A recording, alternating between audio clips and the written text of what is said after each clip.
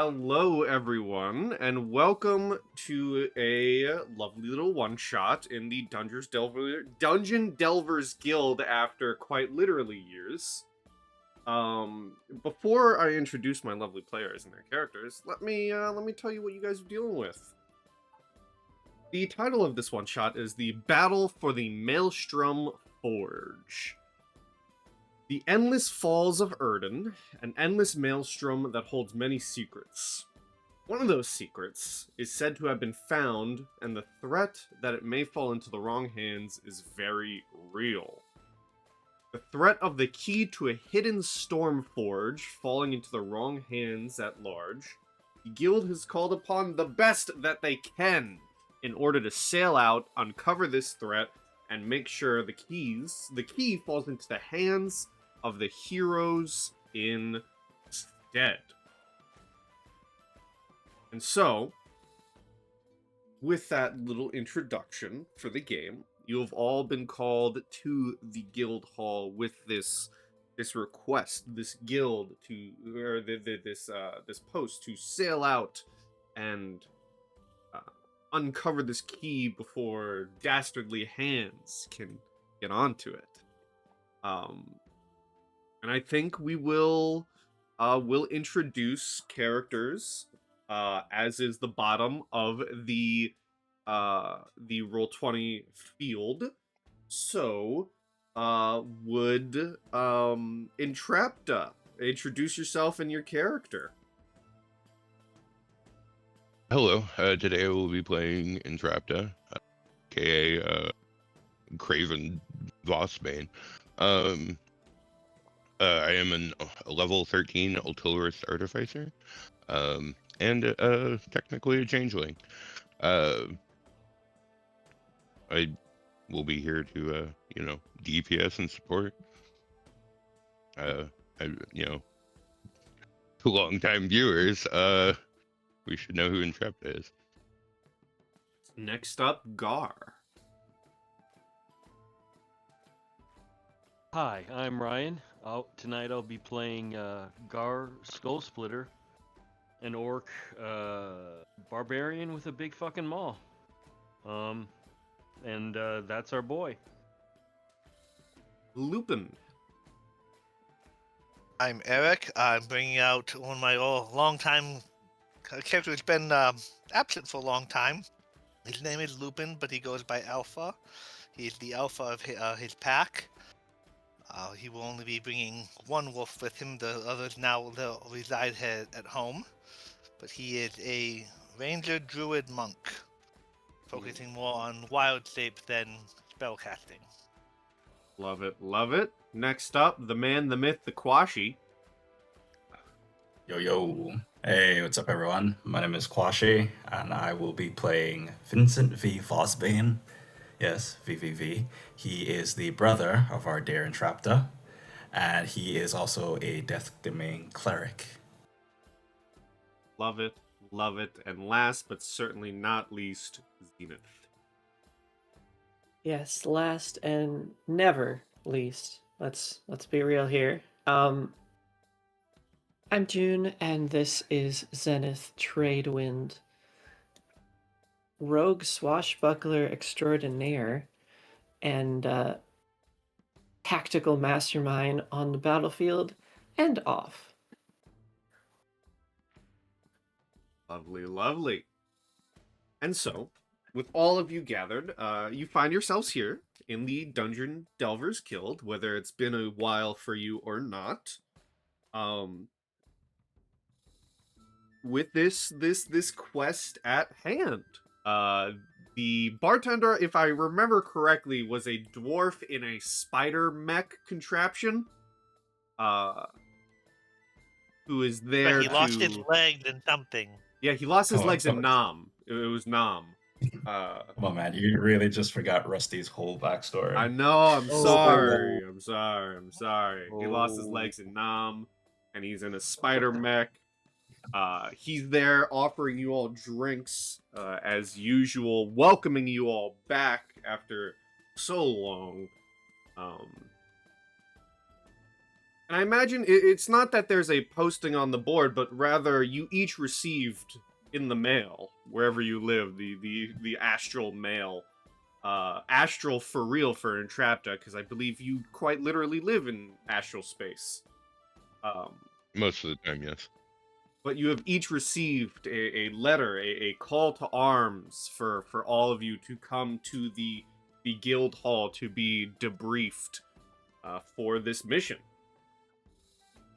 And if there's any place in the guild you'd like to be, I know it's been a while, we usually start these games with your characters interacting with one another, so if you want to talk amongst yourselves about this mission before you're debriefed, and introduce yourselves or reintroduce yourselves, go ahead. So Garr will be at the bar there, eating a haunch of meat, just chowing down into it.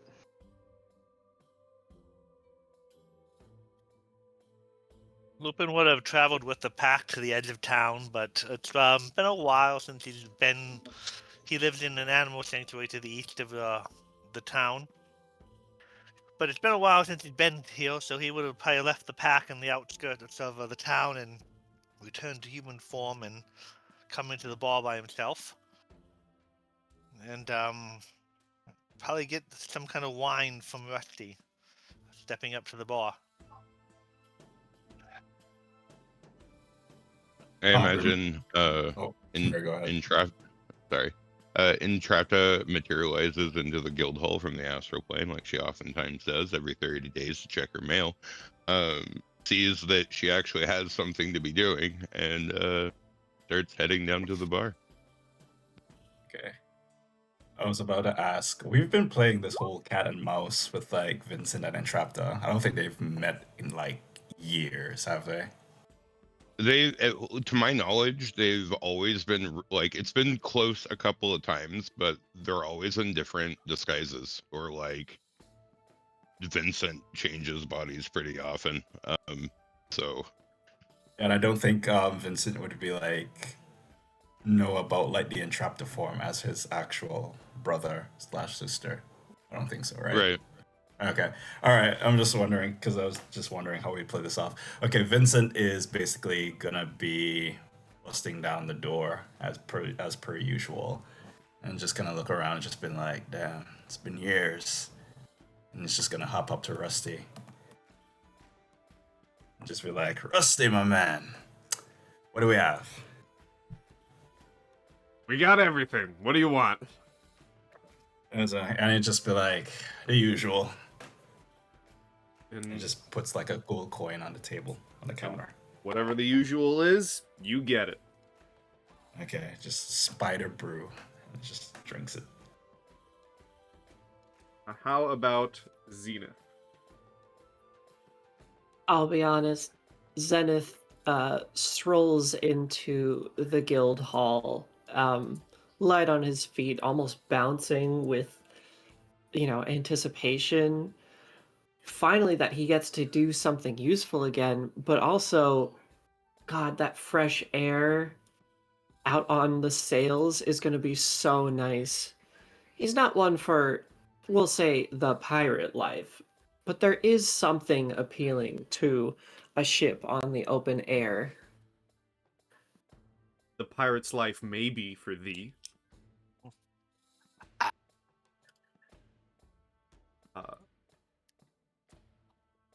Do you step to the bar with the rest of these figures at it as well? You see the Rusty serving everyone their various drinks. Lupin, you are served your wine. Vincent, your drink. Garr, the food just keeps coming. Yep. Something light. I will reach over Garr, who is sitting there with his slabs of meat, and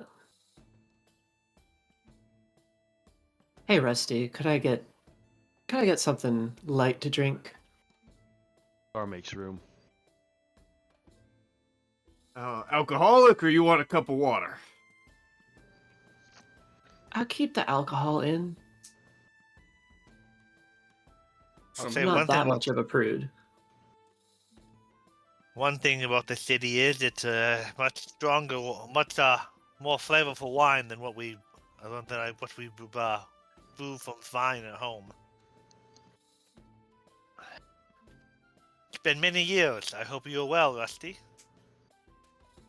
As you're being served your drink, Zenith, something light, he does, turn to Lupin and says, I've been well, business has been slow, but when all of you save the world one time after another, there's not much to do for adventurers.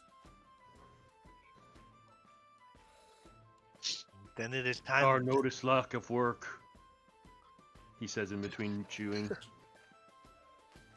There are seasons of destruction and seasons of growth. When the world has been saved, it is time for us to build and grow the society instead of battle the forces of evil. The animal sanctuary thrives. Any species and coexist in peace.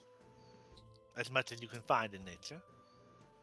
That is wonderful to hear. I think Entrapta would come in, would float over to the bar, go to order an apple juice, and then would start chastising Rusty when she notices that like the wine of unfucking lubricated joints and she's just like, why, you've had my PO box forever. You could literally just put in a request at any time just for an upgrade or for anything. Like, why do you just keep on grinding along? As she starts casting mending on his freaking old freaking rusty freaking frame. I like the old rust bucket. It served me well, and I haven't wanted to bother you. You live so far away. The distance is just in your mind, she chuckles. Could he still be called Rusty if he did not have rust? Sometimes the spirit of a thing is more important than its form.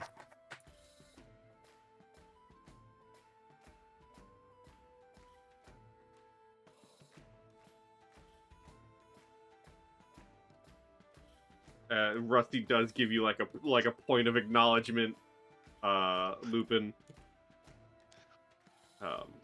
and looks to the group at the bar and says, "So, all you powerful adventurers, I heard something was happening. Care to let the old barkeep in on what's happening? What's going on?"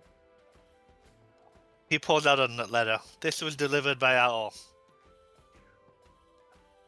He'll take it. After Lupin's all business, no show, pulling out the letter, Zenith will just slam a hand on the table. We're going on the high seas. Great adventure. So I see. Sure, that'll be good for you. You know what I always say, stay safe, stay alive. Without all of you, I would get no business.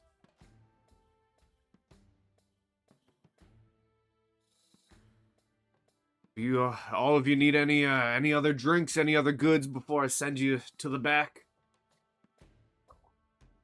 Is that where our... Garr full now, no more meat. I would love some potions, please, before we head out.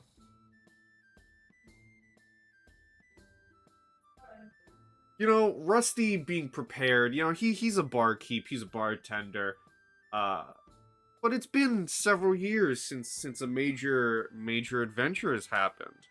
And rather than letting his adventurers, go about the city and try and haggle with, shopkeeps, he's been saving this for a rainy day. He'll pull out a little crate from behind the bar that has several potion bottles clinking within it. And I'll say, blows away the cobwebs, takes out a little feather duster, gets rid of some of the dust. I'll roll some dice here. I'll say, there will be 4 regular healing potions. And I'll roll 2d6 here. No, I'll roll 1d6. Okay, well, I take that back. I'll roll 2d6. There's 4 regular healing potions and 6 greater healing potions. And he'll even go through the spiel of, I'm saving these for a rainy day. Seeing you all back made me reminded me of it. On the house for you all. We do not know how long we will be on this boat, so I guess some food that would not spoil, but would still taste good would be. Do you have anything like that?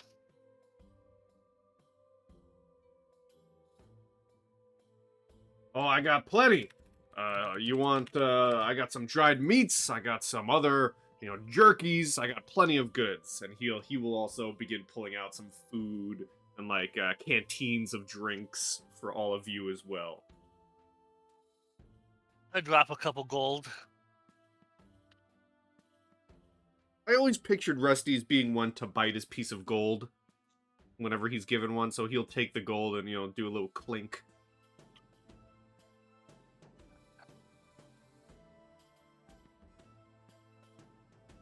Thank you, Rusty. Maybe, perhaps I will try to get back to town more often than every few years. Well, I would love to hear your stories, and he kind of gestures to all of you. So, do visit often if you can.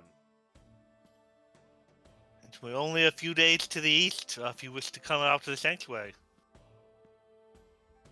Someone's got to run this place. Maybe I'll take a vacation one day.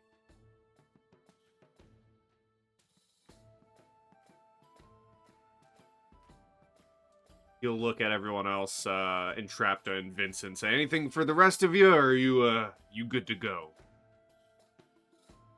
Well, I already just took the healing potions. I don't think I need anything else for now. I guess I'll take some food as well. Just some, actuals. Adoration is always appreciated. Or Yeah. only need this. And he slaps his maw. And goes outside and starts to do an orcish war dance. Actually, anyone would be able to see visually how peckish Entrapta actually looks. And she has a menu, and she is ordering the biggest plate on the menu. Her eyes are clearly bigger than her stomach at the moment. And the chefs do work up the food. You get a giant plate of, bacon, eggs, various meats and vegetables. Oh my god, it's a big breakfast. It's the She big tips breakfast. She tips them 5 platinum.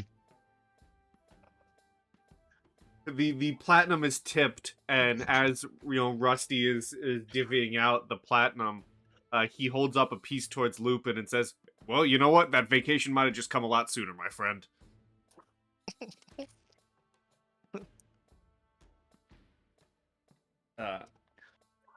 He'll as Garr has gone outside to do his war dance, and as Entrapta is eating food, he looks to the other 3 of you, Vincent, Zenith, and Lupin, and says,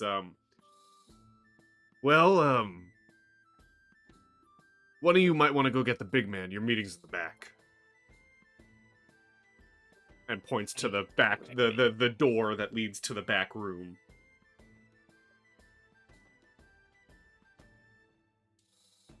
is Zenith going? Yeah. Okay. Hey, big guy! Really appreciate the culture and all that, but our meeting's indoors.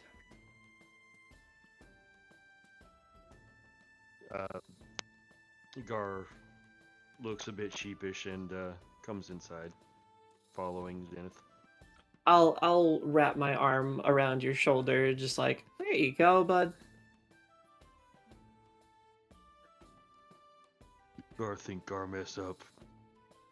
Nah, Gar's just doing what Garr likes. Yes, it's tradition. Garr, here, go right away.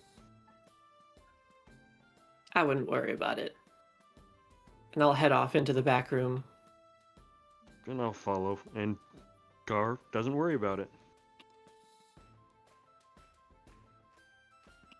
No roll required.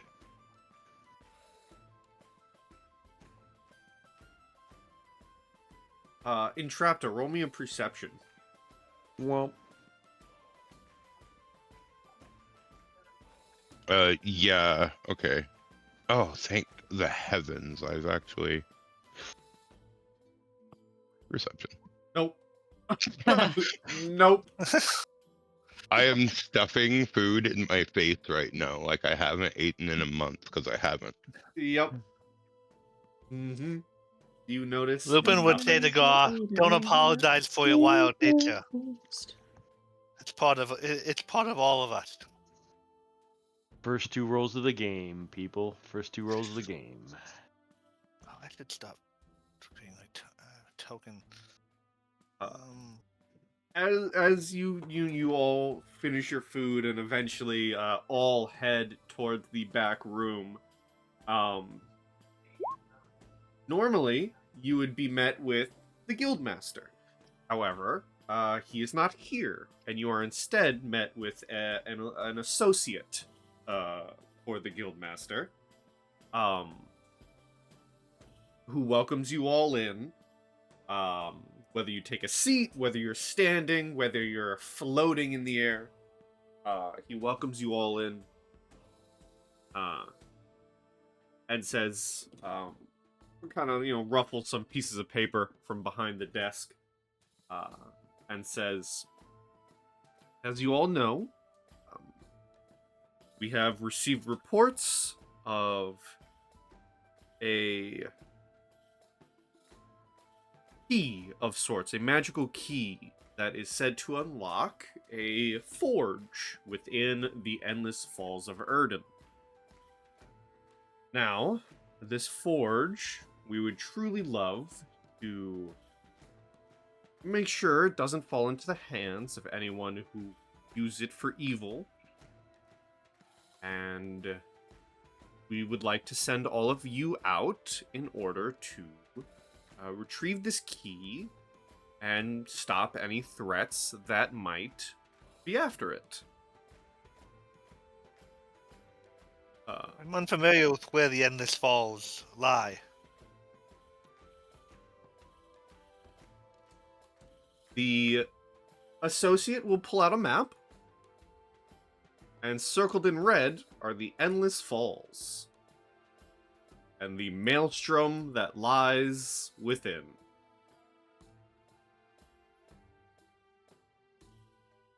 Consider the key reclaimed. Boy, it's been a while since this map was seen, huh? Yeah. Say that, Quashie, but I also have this map, buddy. It's just like it's just white with like a circle on the neck. I bet that means a lot to some people. It's like hieroglyphics. Okay, I'm just seeing like white and a circle Really? on the next. The map's not there? Yeah. Oh, You I might. was You- I was initially just watching it. It was just like, yes, this clearly looks familiar. you don't see it? That recording is going to be interesting. I Oh, don't. that's so disappointing. Well, it's all of the Medusa Smile Islands. Ah. So sweet. I'm Oh, like, those are nice Easter eggs. You can see it though. That's odd that you can see it and it's not being shown. yeah, I see everything. That's so weird. Let me refresh. Give me a sec. Keep it there. I don't know if that's So- going to help. Yeah, if everybody can't see it, it's probably... Which is weird that I can see it. It is. It Yeah. might. very strange. Is it on the hidden layer? No, it's on the map layer. Hey, recording. We're having fun. Yeah, Yeah. this. You guys will Don't see it play back in the D&D with recording, but I promise you, I am looking at. Let me. Oh, There no, it no, I see it. There it You is. see it now? Oh, my islands. Yeah, they're all here. Wow, Yeah. that was some lag. That was lag on another level. Yeah, we got all the islands. But the Endless Falls are here, which is what will be pointed out to you on the map. And the associate also says that very fun, very hilariously, they do have a boat ready for you. There's a captain awaiting your arrival in Medusa's Smile. Okay. So along the Spoonville Road. Spoonville is a town that was rebuilt after this place here, Forktown, was destroyed. Yeah. The citizens of Forktown moved to Spoonville. Rebuilt. I feel like I vaguely remember that. I I remember Forktown. I don't remember Spoonville. I was in but- charge yeah. of the destruction. I Right, did right. run Jungle. the destruction of Forktown. But yes, I forget if there was a teleportation circle within the guild hall to Medusa's Smile. Might as well be. Why the hell not? I remember some kind of teleportation circle behind the guild hall, but I don't know if it ever connected down to your town of Medusa's Smile. There might have been something. We'll hand wave it and say it's been years. I'm sure a teleportation circle was established. If there are enough missions in that area, I'm sure Taco would be happy to, set that up for his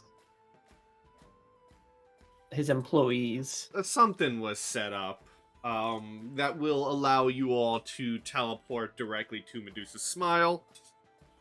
The associate doesn't have any more information to give other than that the threats that you might face are pirates through and through.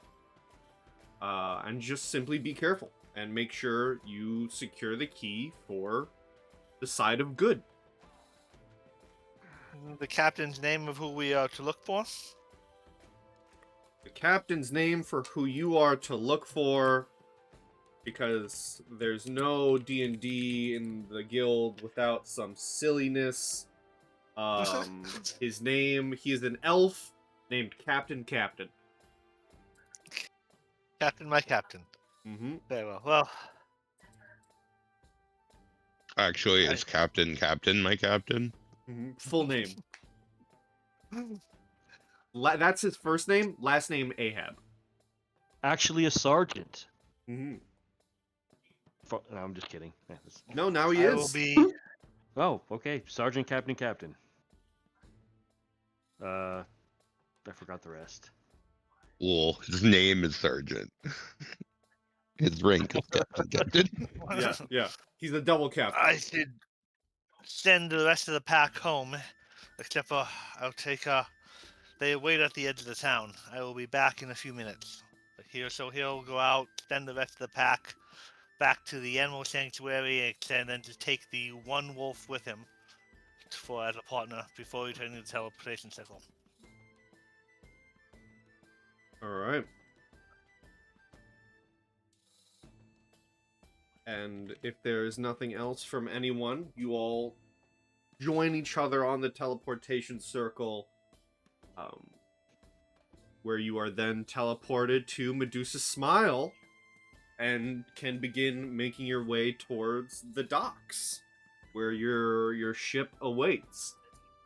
Well, now it's canon that's what happened. But you all make your way to the docks, where you can easily find Sergeant Captain Ahab, the elven ship captain. He has a long name. His friends call him Dave. Elves do generally have long names, so fits. But you are able to meet him and greet him. He doesn't have much of a crew. It seems just be him and like two others. But they welcome you aboard and tell you that they'll be your guide towards the Endless Falls and the surrounding areas. And as he heads to take control of the boat, he bids you all and tells you all to buckle up for quite the journey. What a buckle! I have no sailing experience, but I will. If we can make ourselves useful on this journey, Sounds like Oh, something. I'm willing to contribute. buckle. I remember now. Garr remember now. There's not much I'll need from all of you, but I wouldn't mind some extra eyes. We are sailing into pirate waters. I'll be keeping my eye out anyway. Or not have any more eyes than the ones in his head. Only can provide those. The captain will look at you, Vincent, and say, no, we're not that type of boat, but from what I've heard of you all, I'm sure you'll be making some very quickly. Indeed. Entrapta will just giggle and be like, aye, Captain. And you will all begin setting off for the Endless Falls. And as you do so, can all of you give me perceptions, please? As you're watching the waters during this journey. Yes, Captain. Womp. It's 2 natural ones Womp. for Entrapta. This is 100% canon. She's regretting her big breakfast. Yeah. Whoa! Dang. All right. So, Zenith, Vincent, and Lupin, as you all, are keeping an eye on the waters, for any potential pirates as you're getting closer, you do notice that there is a endless storm, that is farther and farther ahead, that is just perpetually covering this zone of waters ahead of you. But you notice that there are no other ships to be seen on the waters, on the ocean. There's nothing before you. You were warned that there would be pirates, and so it's odd that you're seemingly the only ship for miles and miles.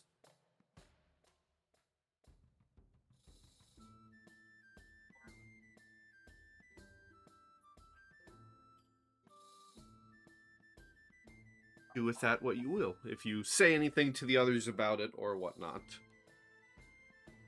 Yeah, probably. I mean, not many would probably be willingly sail close to a storm, but Medusa's Smile was a major port. That would be, you'd think there would be more ships close to the beginning of our journey. Hey, Cap. Is this outside of usual trade routes? The captain will turn and address you and say, "Oh, did your guild people not tell you?" Tell us what. They may have. You shouldn't be looking forward. You should be looking up. And as he says that, he pulls a lever, and 4 giant balloons unleash from the side of the ship, and you begin going into the sky. No way, this is even better. Zenith is Final like Fantasy-ing it. bouncing on his toes, like across the board. And slowly but surely, you are all brought into the clouds above Erden, into the sky on a skyship. Is this a bad time to mention I can turn into swimming forms but not flying forms? Everyone You'll- just points you'll and be laughs. No,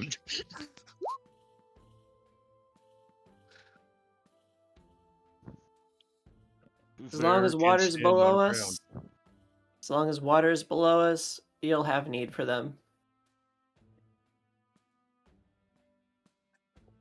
I suppose water is far underneath us. Yeah, you just gotta survive the fall. But beyond that, better to have Yeah. swimming capabilities. Just be careful about turning into a goldfish and proclaiming you're a god.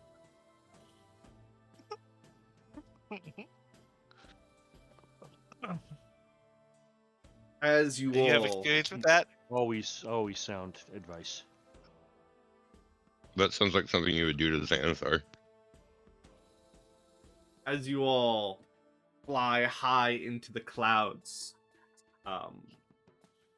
and further and closer towards the Endless Falls, I'll say this: with continuing with your 26, Lupin, as you're now paying attention to the skies and just maybe looking down towards the water, gauging how bad of a fall it might be. Not far into your journey, eventually, approaching from the side of your own ship is another sky ship that you see. And as it comes close, side by side with your own, you see a human on the other side, on the deck of the ship, who, and you're not in the Maelstrom yet. You're not in the Endless Falls, but you're getting close. You see a human on this other ship who shouts to you all,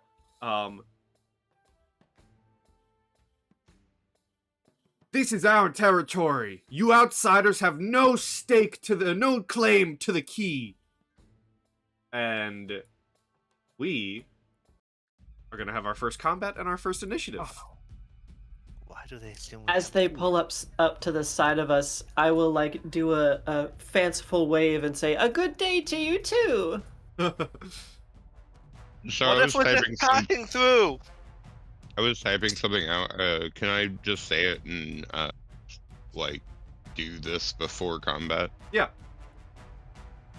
Whoops. So as they're pulling up, Entrapta takes out her multi-tool and turns it into what resembles a fishing pole, and essentially as an action She swaps out one of her cantrips using her multi-tool.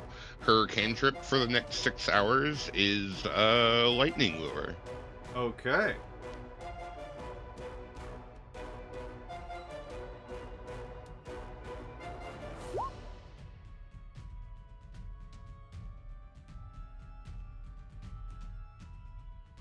Oh.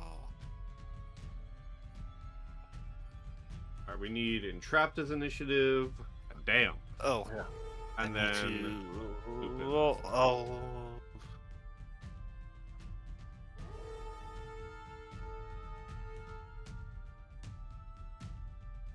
Initiative is +2.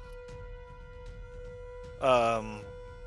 So, 16 AC, or 16 AC, 16 initiative. yeah.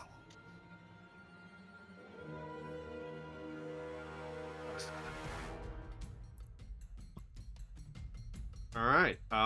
Entrapta, you are first. So we're in clear combat right now, yes? Yes. You see a human figure with lightning crackling around them, 2 air elementals, and an Aarakocra steering their ship. So Entrapta is going to fly over to right here, where she is still floating like off of the ship, right? Not like actually on it. And then she is going to use lightning lure on the storm priest. Okay. Now, F me, I need to like actually have lightning lure on my sheet. Give me just a second here.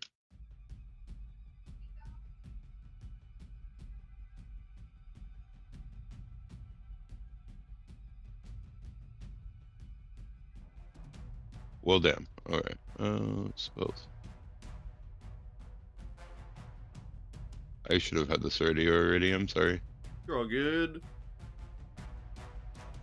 We're just chilling. Talking about Aarakocra zombies. Lying Aarakocra zombies. I mean, Alright, my opinion is... So while I'm Oh, I'm looking for lightning lure, Mhm. I know lightning lure. So I'm gonna need her to make or them, I should say, to make a strength save. They need to beat, I think, 19. Let me double check what my AC is. It might actually be like 20 something.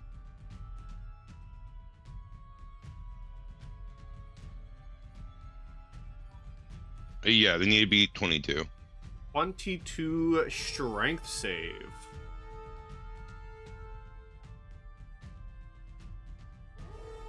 Okay. That's an 11.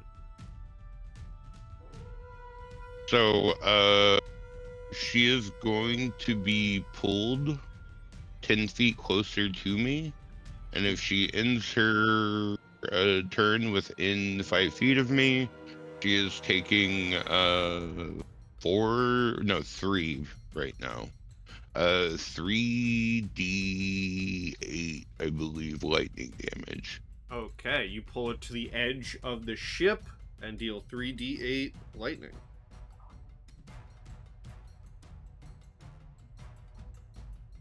Roll those d8s. 3d8, coming up. 16 points of damage. I rolled twice. Excellent. Interesting. Oh, sorry, I didn't mean to. I was, it looked like it was lagging, but I just hadn't scrolled down in the chat. Alright. And is that your turn? She's also gonna take an additional 1d8 because of Arcane Firearm. Got it. Alrighty. And yeah, that'd be my turn. The scout is just going to continue piloting the ship. This first elemental is going to fly up to you, Entrapta. and try and punch you with its airy fists. It's been so long since I've played. 17 I and forgot a I could 20. have used Emily there. Do either of those 17 and a attacks 20. hit? Both miss. Both My miss. AC is 22, I think. Let me Alright. double check. I want to be accurate. Yeah, it's 22. The Storm Priest is going to...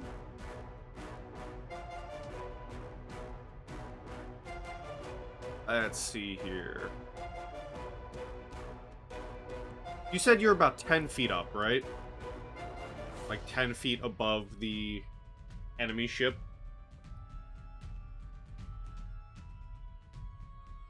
Entrapta? No, sorry, I double muted and unmuted and then remuted. No, I'm like eye level at the moment. Okay, you're eye level, so you're in melee range for the priest. Yes. So they do have this warhammer that they are going to try to attack you with. And they are going to swing it one-handed. For a miss.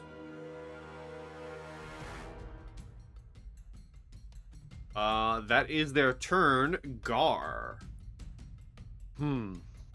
So, I think Gar's gonna toss a javelin at the air elemental. Which one? The one right next to Entrapta. Okay. Here goes. That will hit. 2 of them. Both will hit. All right. So there's that one, and then there's that one. So that's 20 damage. Are you raging? You didn't say you were raging. Oh, okay. Yeah. I can rage. I forgot to rage. I will allow that for now. Okay. Yeah. I won't do it again. Okay.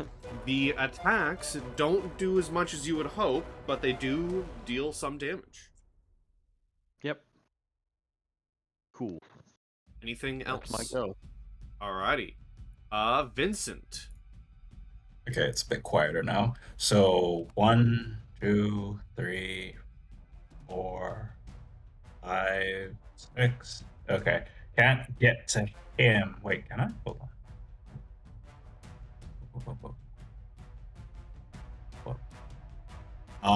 I forget because I haven't played it in a while. If I shoot the Storm Priest, would it incur any disadvantage to because I'm shooting No. Entrapta on? Okay, cool. Okay, just want to know. I'm gonna pull out my little Annalise. Make a shot at him. Damn, that sucks. Okay, never mind. An I think I hit 11 will miss. Damn. Okay. I'll just end my turn right there then. Alright. Lupin. Lupin thinks about turning into a wolf and jumping over on the other ship, and then considers falling between the ships, and doesn't like that. So he goes, this is unfortunate. He'll he has his staff in his left hand, and then he will reach down and pull out his whip, his rose whip. So looks like a rose, and then as he cracks it, a vine comes out of the rose handle, and he will move up to the edge of the ship and cast heat metal on this part of the ship. Ooh, okay. Upgrading it up to 3rd level. I like that. Upgrading it so that would be 3d8 if you're in contact with the and it's save, I think, right? Any creature in physical contact takes 2d8, or in this case 3d8, since it's upcast. Until you cast a spell, key of holding an object in mid-drop, you can't really drop the floor it's standing on.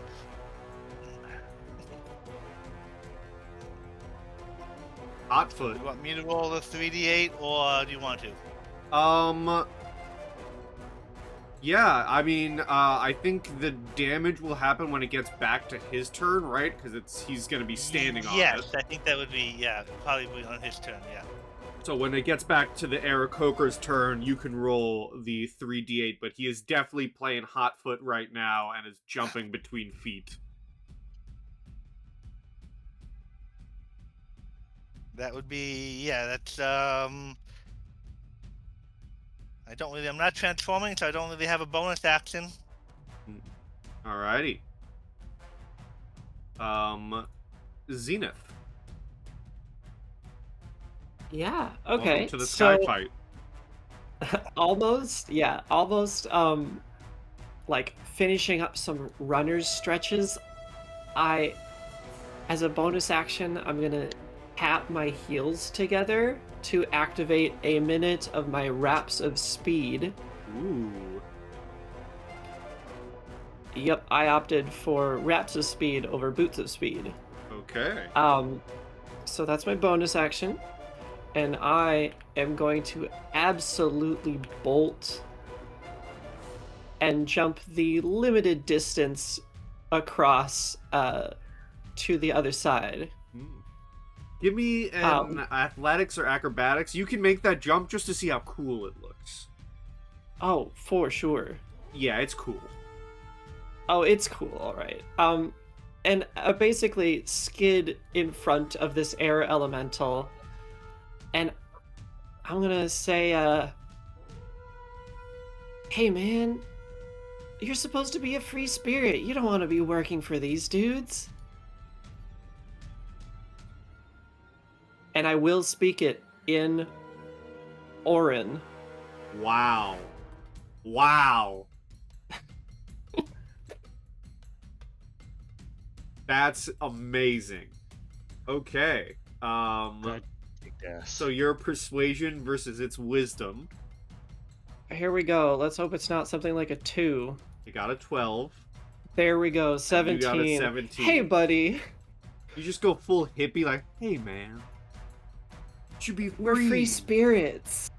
Exactly. Why are you working for these guys? So if you succeed on the check and the creature is hostile to you, which it is, it has disadvantage Which it on is, I attack understand. rolls against targets other than you, and can't make an opportunity attacks against targets other than you. This lasts until one of your companions attacks it, or affects it with a spell, or until you're 60 feet apart. Okay. I just got my hands up and all that, trying to appease this air elemental. Uh-huh. Okay, so it is, you are trying to appease it. It still doesn't like you. And if that's your turn, Yep, that's all 3 actions.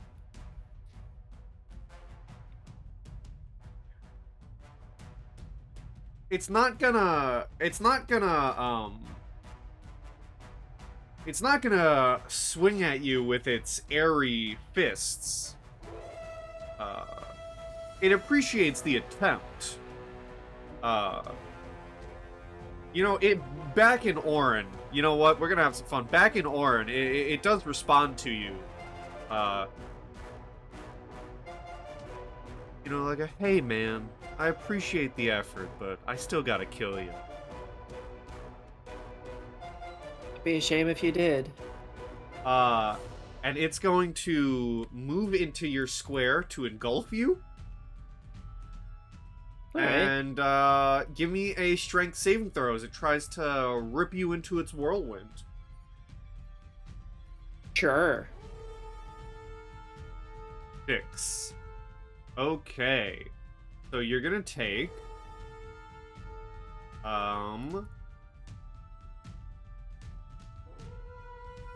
19 bludgeoning damage. Mm-hmm. And I want you to roll this. You'll have to do the /R for it, but roll me a d5.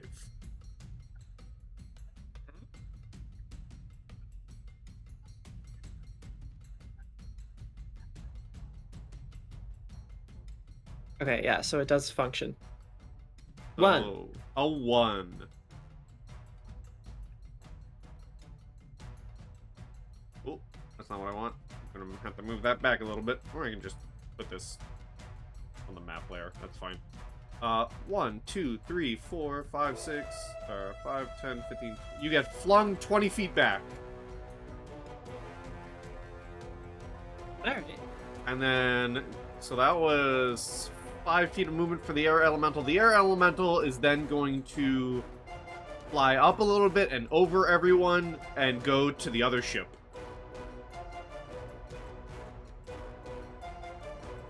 And that will be its turn. Entrapta. Entrapta will incur an attack of opportunity and go back 10 feet. Alright, they are going to try and smack you with their Warhammer for a 13. That misses. She will lightning lure, same target. Okay. Send them off the ship. 14. Yeah, they're right here now. I'm gonna do, because I'm gonna do a deck save real quick. I'm That's gonna lovely. give them, they need a 13, no, I'm gonna call it 15. They need a 15 or higher. Nope. They go falling to oblivion. They get a- electrocuted, and then they're falling. They try to grab to the edge of the wing, they miss, and they are gone.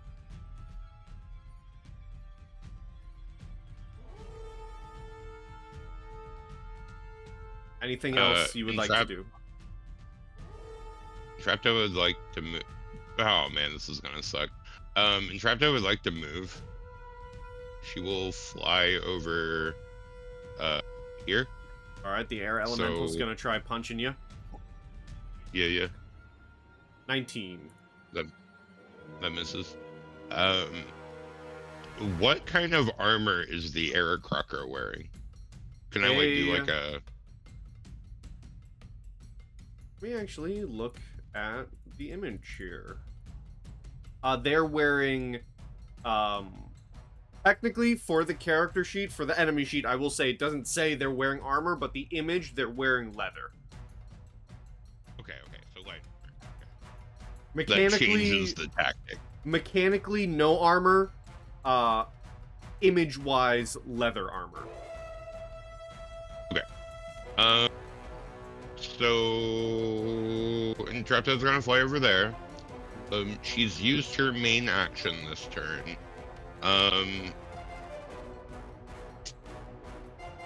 Can I do that as a bonus action? I need to double check real quick. I'm sorry. It's been a minute.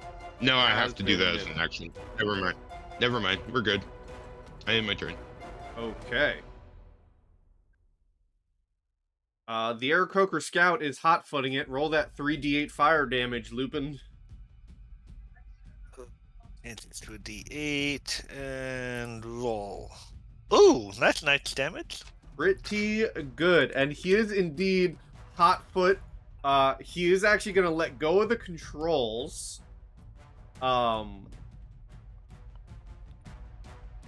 And he is going to fly upwards about 20 feet to not be burning his tootsies anymore. And he's gonna look towards you, Lupin, and throw a javelin at disadvantage. Because he is not in range. Okay. Can I make an argument? Sure. He can fly. He currently hears his friend screaming and falling. Is he going to ignore that? That's a good point. He is the only one aboard the ship, and the air elementals can kind of just fly.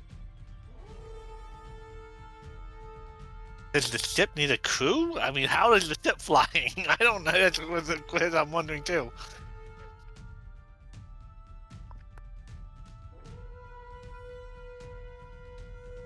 You know what? You're right. He is going to fly to the side, so 5, 10, 15, 20.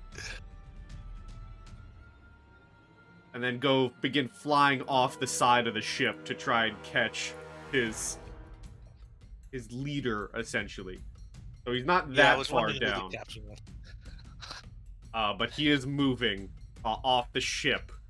You know what? He will spend his action to dash downwards too. So he goes 50 feet down to try and catch the Storm Priest.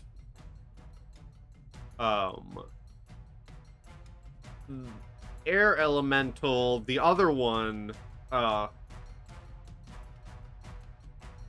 looks at you, Zenith, and in awe and says, "Hey, stop trying to confuse my friend," and charges you. And is going to try and slam for an 11 and a 19. The 19 will hit, and I will... what is it? Uncannily dodge. Uncannily dodge. Alright, so you will have the damage, half of 14, as you are bludgeoned. Got it. Garr. All right, so I'm gonna hit this. I'm gonna hit this guy twice with my maul. Okay. Just wide arcing swings. Oh, not so off. 28 will hit.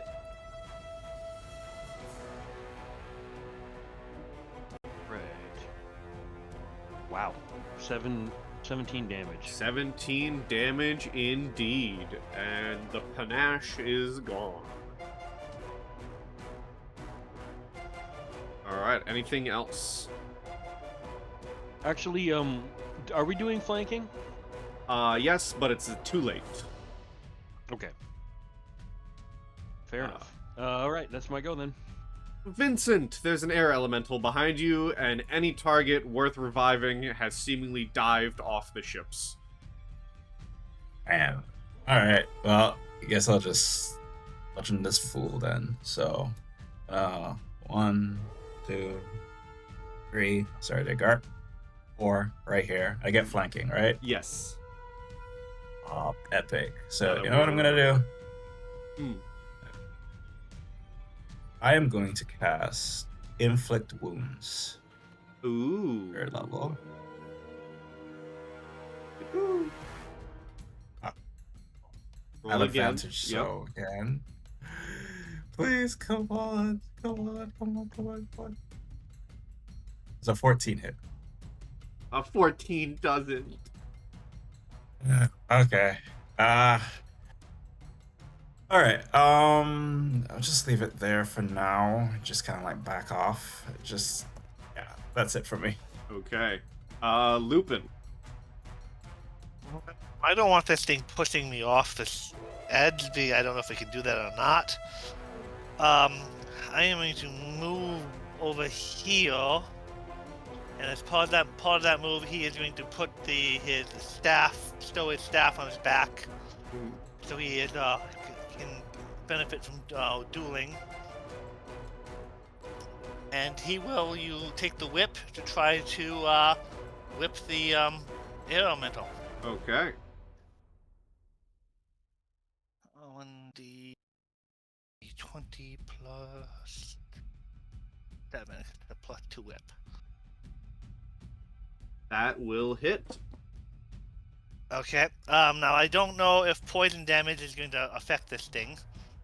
But I will do the slashing damage first. So 1d8 plus 4 slashing damage. And this then is it does a 2d6 magical poison whip, right? Yeah, it's plus Okay. 2 whip. And I don't know if the poison damage is going to even affect an air elemental. You can still roll it. 2 poison damage if... Oh, that's very weak poison. The poison does not seem to do anything. But the slashing does. And I will maintain concentration on heat metal for now, but and yell at the captains like, they've abandoned this ship. What should we do? He'll shout back, deal with the elementals and let it crash. I'm sure there's more to come.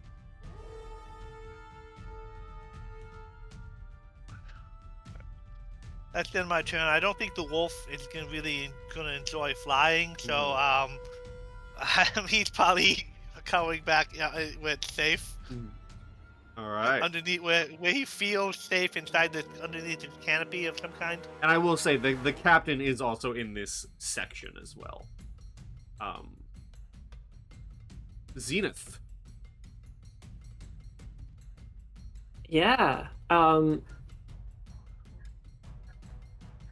In Orin, after shrugging off that fist, that air fist, I'm just trying to make this as smooth as possible for you, man. And I'm gonna stab him. Okay. Stab him.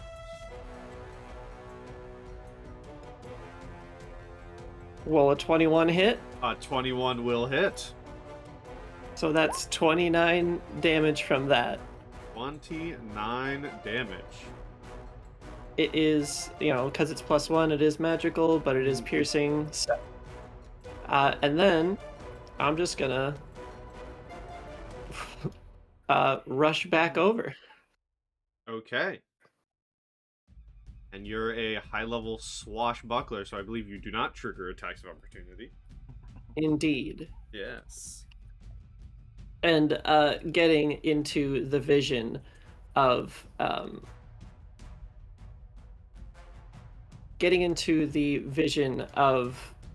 the second elemental,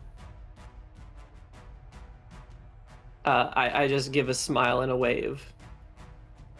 Smile and wave, boys. Smile and wave. I think that's as far as I could actually get.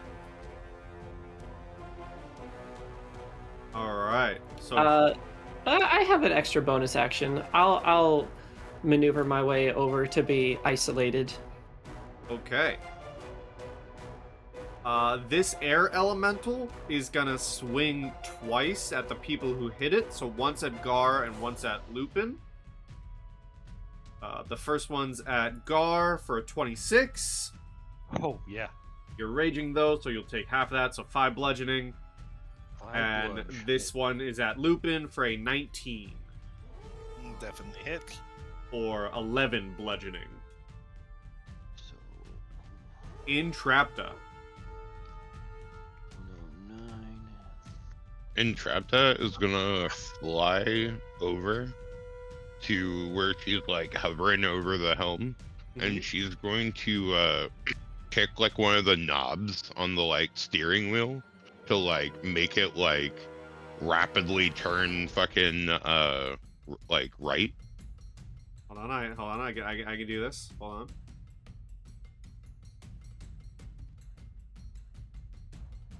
Oh, you do have them on different layers. There you go. And then she is going to fly underneath. Would you consider kicking the helmet like an action? That's like a free action. You can just boot it. Okay. She will fly down, and then as she's flying down, she's going to use her action to essentially like reach into her hat and like pull out constructed Emily, like one of her little like bots. And as a bonus action, it's going to like crawl down her arm, and then like it's essentially she's gonna pull it out. It's gonna like activate its legs, and it's gonna crawl down her arm to the broom, and then like mount up onto the like into the broom, and then it's going to fire upon the Aarakocra scout. Okay. As a bonus action. All right. Yeah, I think that's gonna hit, man. Okay, sweet. That's sure? gonna be 9 force low. damage. And Alright. he's gonna be like knocked back like 5 feet. So you fire this blast. This blast gets fired into the back of the Aarakocra as he's flying down, and he gets pushed even further. He does fall a bit further because he's unexpected, but he is still alive.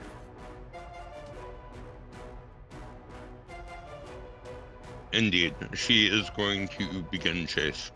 Okay. The Aarakocra Scout. He has decisions to make.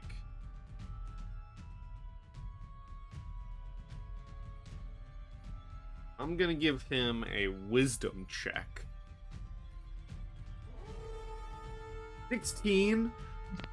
You see after the blast that strikes him, he looks back down towards his leader, essentially, who commands him, falling to their doom, and looks back towards you, and you see him mouth, fuck this. And he's gonna fly full speed, dash and all, into the clouds to try and just hide from you, so I'm gonna roll a stealth check for him. He's essentially going off map into the clouds. I'll roll his stealth. 21 stealth, so when it gets back to you, if you want to keep the chase, you have to beat a 21 with your perception.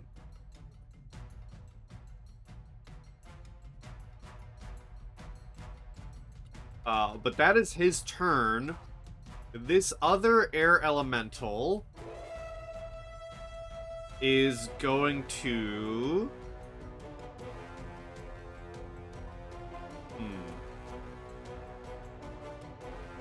Yeah, it's gonna fly into the ship, and it's gonna try and hit Garr twice. AC of 17. And a 15, both miss. Definitely ducking, dodging. And Garr, it is your turn. Okay, now I'm not flanking, so I don't have to worry about that. I'm gonna hit the one I had been previously hitting. Alright, this guy. Yeah, the one on top there. Oh no, my character sheet's all fouled up. Give me 1 second. It did that thing where when you click on it, it just goes with your click. Oh no, it's still doing it. Dagnabbit. If it, disappeared into a tiny form, just double-click the name and it'll come back. Yeah, no, that's not what it is. Okay, let me just see here. So, you said I'm making attacks. I can't get to that from here because it's all weird. Maybe try clicking off it again. Okay, I cannot use my refresh. Yep, that's the idea.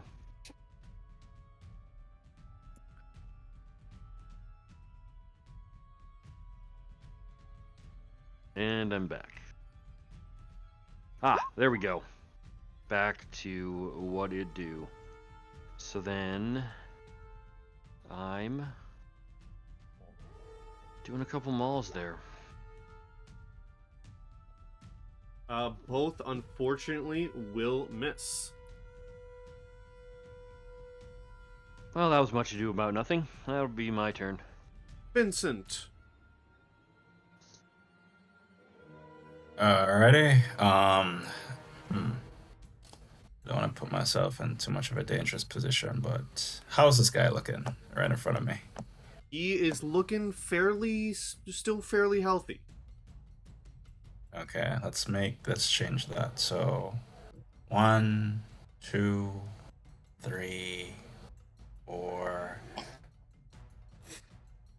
Would I get flanking here, or do I have to move up another one? I'll give it, just that you're on the edge of the ship. Yeah, I know. So I'm hoping that this works. Okay, so inflict wounds again.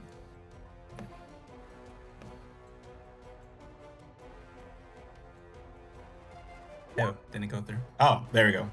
That hits, I'm assuming, right? Yes, that does hit. Okay. Okay, and because I fucking hate this thing, and I'm pretty sure that's not gonna. Is it? Does that kill it, or do I have to? It will not kill it. Okay. But before we do that, boom. So I'm gonna basically expend the Channel Divinity to do Touch of Death. Mm-hmm. And I'm level 10, so that would be an extra 25 damage to that.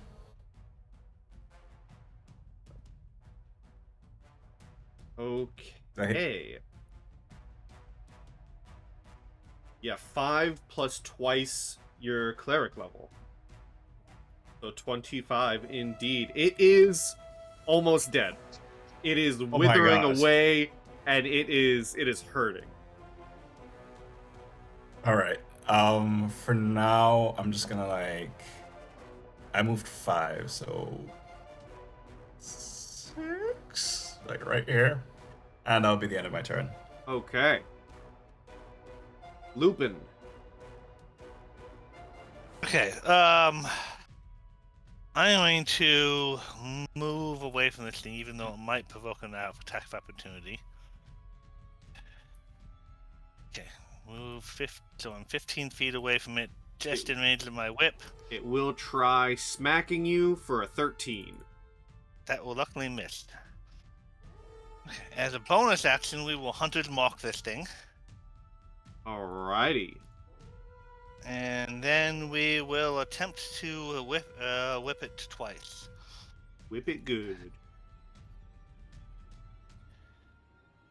Alright, first attack. Ooh! Yeah. That's... If you want to save your second attack, you might just kill it. Yeah, let's see about that. So change that to a D8. So that is 5 slashing plus the Hunter's Mark is 8 slashing, and the poison's not going to hurt it. You swing your whip at this air elemental, and it dissipates. I was going to attack it again, but unfortunately I moved too far away to attack the other one. I will have to move close. Because I'm out. I moved just... yeah. I have to move it back in 15 feet range again. So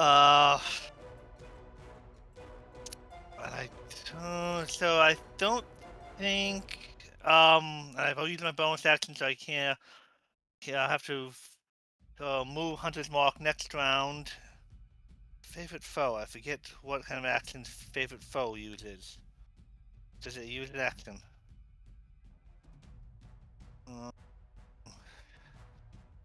That's not what I want. Favorite foe. When you hit a creature in attack roll, you can mark it with. It doesn't seem to take an action, but it's dead, so I guess I can't use. I'll have to wait. Use favorite foe next time. Next time I hit. So I'm done. Alrighty. Don't you have 2 attacks? What was that? Don't you have 2 attacks? I thought you said you had 2 attacks. Yeah, but I killed it. So. Oh, okay. So, all right. I moved it to the whip hits a 15-foot range. I moved it 15 feet away to, but then I'm out of range of the other one, so I'll have to. Fair. Just wondering. Just. All right. Then I should have moved just a little bit away where I could still hit both of them. But well. hindsight's 20/20. Zenith, you are up.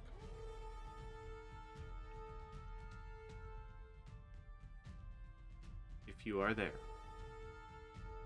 I am going to sprint onto the railing behind the elemental and call out, "Last chance!" And then I'm going to take advantage, literally, of that flanking. Okay. Yeah, that'll do it. 27 to hit. That'll do it.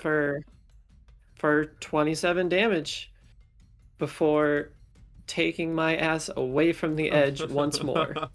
It is looking very hurt. Entrapta. if you want to find the Aarakocra, you need to do a perception that beats a 21. I will for kicks and giggles. Where's perception? Perception. Wow, you do spy him speeding through the clouds. He is about 100 feet away, though.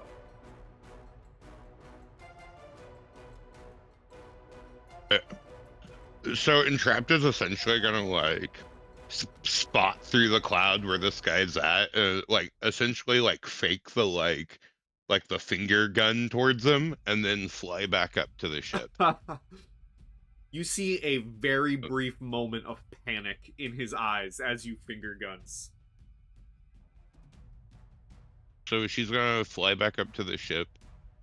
She's going to take a look over at this direction, and seeing that there is only one like air elemental left, and the crew of this ship has essentially abandoned it. She is going to make the call that her party essentially has this taken care of. And she is going to fly back over here and try and take control over this airship. Okay. Very interesting. I'll turn off the heat next round.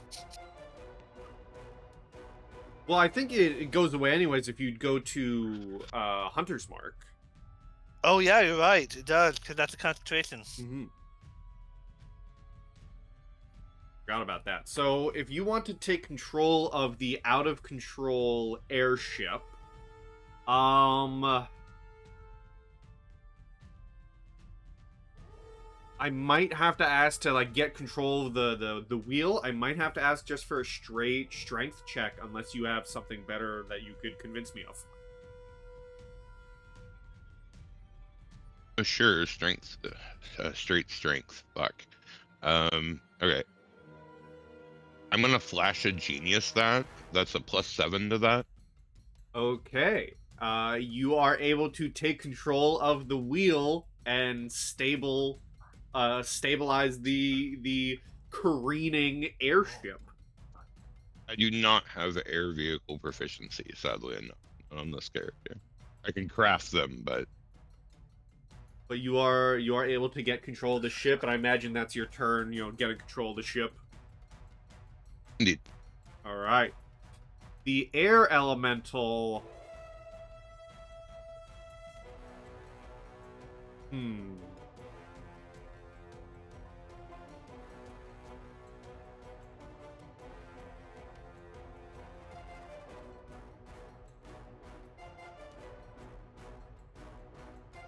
It's hurting.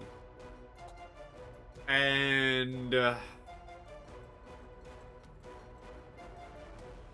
gonna make a roll. I'm gonna make a wisdom roll. 8. Alright, it's just gonna keep attacking Garr. If it rolled higher than 8, it was gonna try and throw Vincent off the ship.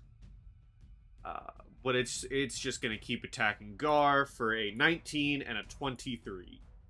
Both of which hit.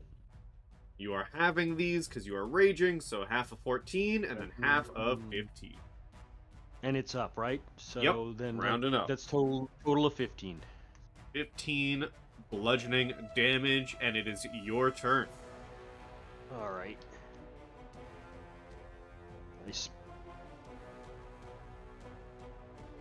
spit into the wind, and I attack again.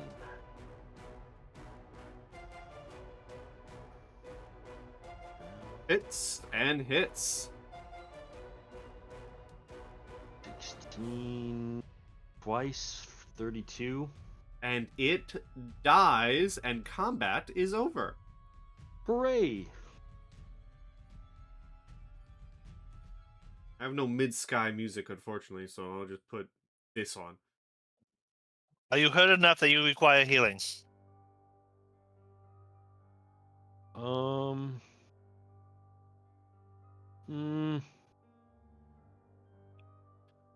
I am not really all that hurt.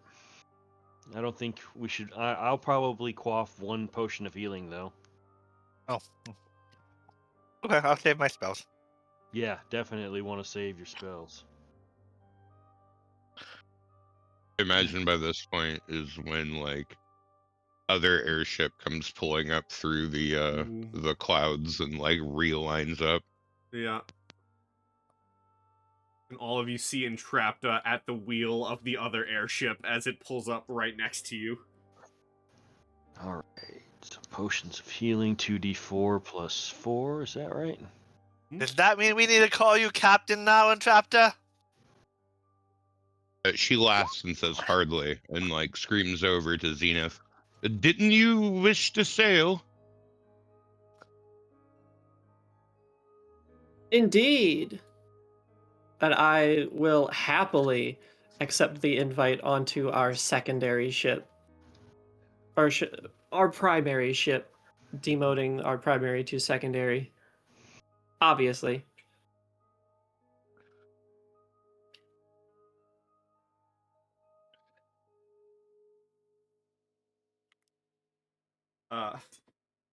The captain of the sergeant captain will shout to the other ship, if you all want to take their ship instead, I'll hang back just in case things go bad. Yeah, whatever you say, Captain.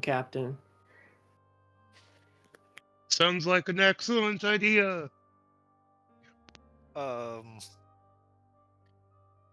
don't know. Are you better at flying that than he is? Are you It's kind of his job.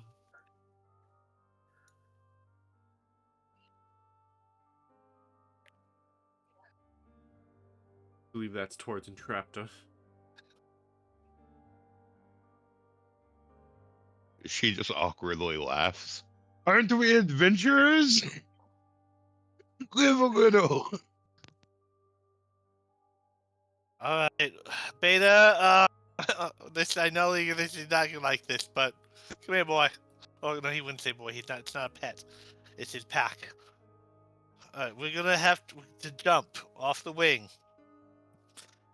Yeah, Entrapta's gonna do her best to like kind of like tuck it up under a little bit more so that if they like trip up, they don't just fucking die. Yeah, like here. Yeah. Putting your hand underneath the counter. And you Yes. and you guys can make it to the other ship. Is Garr jumping over, or are you staying on the main ship? Well, I mean, I suppose I don't know. I think everybody else is going over there. We should have somebody over here. Maybe, I don't know. Unless Captain is fully pulling back on that skyship, I don't mind us being on two separate ships. You do see he does begin to fall behind your own ship a little bit.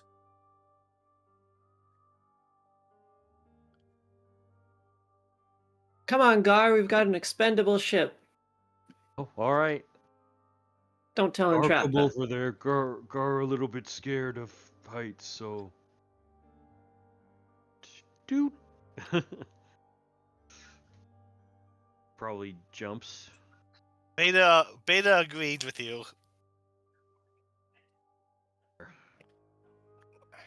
Right. As you all leap to the other ship and begin heading into the eye of the storm, the Maelstrom. Can everyone give me perception checks, please?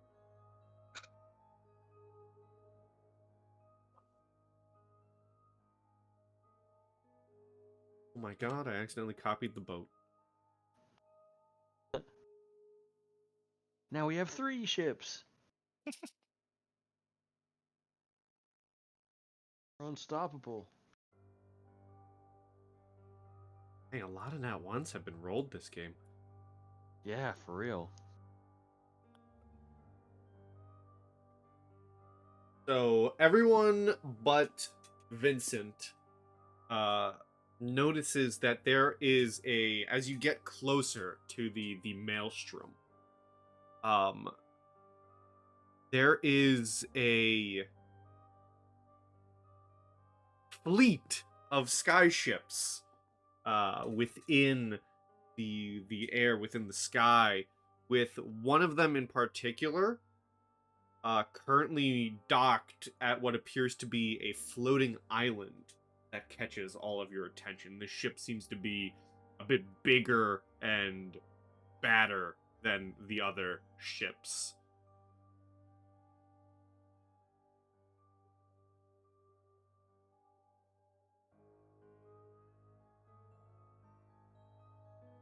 So could we call this a short rest? No. Okay.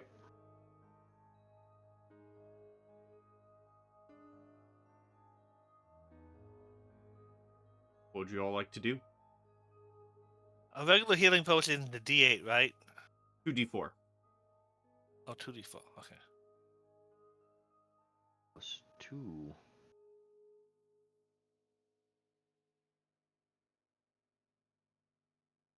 I did get smacked once. It wouldn't hurt to be up closer to full health.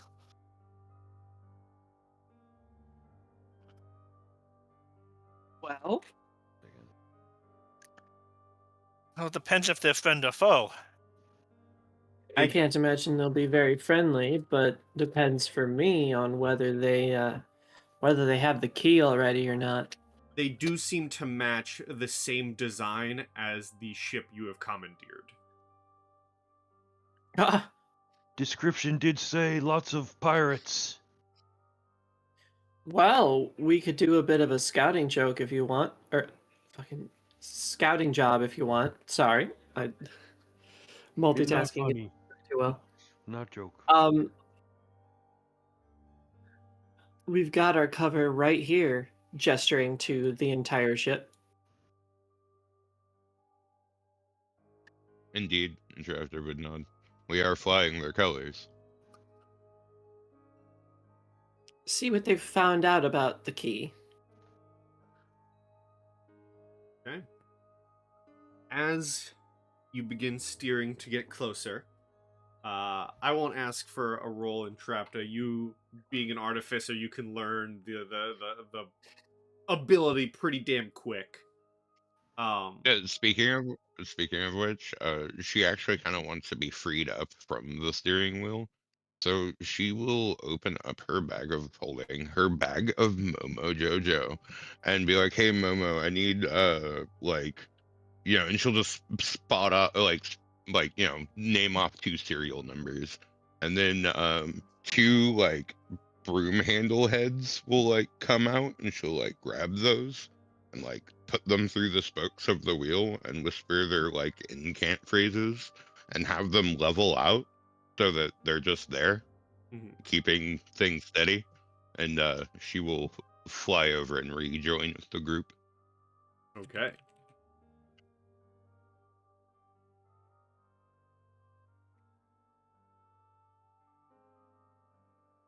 You fly over and rejoin the group. Can everyone give me, if you're trying to head in all stealthily to not look suspicious, can all of you give me a group stealth check, please? Oh boy. Sure. Oh, there it is. So, the other ship used airbags to levitate. How does this one fly? This one Directed has more towards Entrapta. and I will say in Entrapta you can point out, but for a description, this one has wings that unfurl and flap. Okay, so like a bird. Mm-hmm.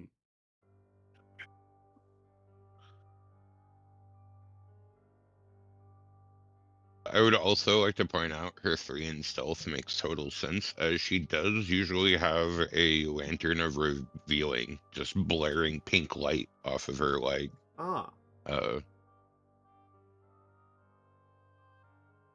I like to imagine it's less stealth for Zenith and more fitting the vibe. Mm-hmm. Fitting the vibe.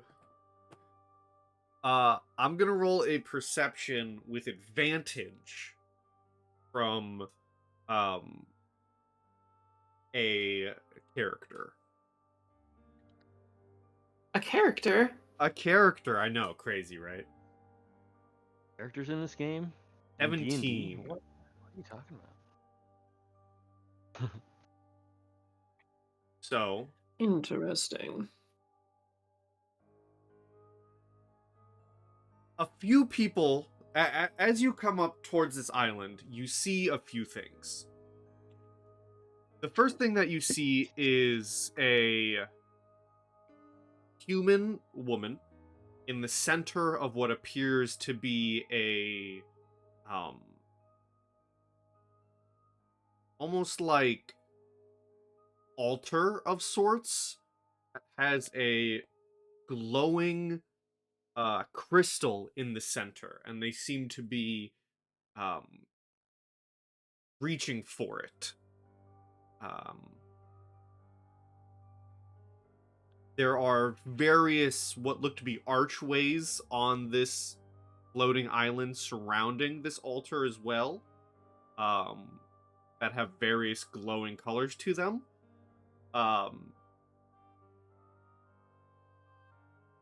But before you can, also dock or moor to this island, about 6 Aarakocra fly up alongside your ship and land, with one of them looking a bit more beefier and armored than the other ones, almost like a captain of the Aarakocra. They don't immediately present as hostile to you. But the Aarakocra does speak up and say,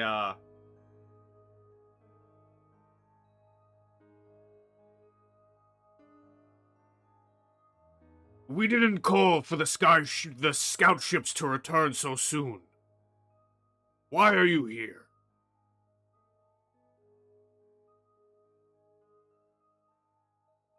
Well,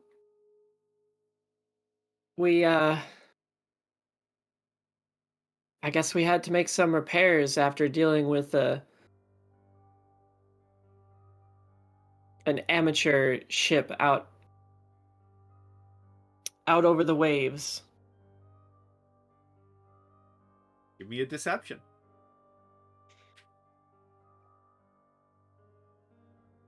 Yeah, I got this, guys. This is what you're here for, because I don't think we can.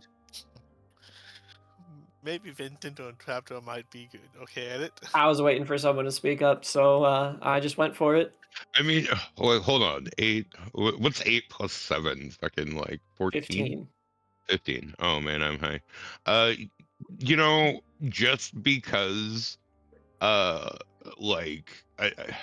it's somewhat helpful, she'll flash a genius that the plus 7 to turn it into the 15, and like she'll be like, yeah, there's nothing to get your feathers ruffled over.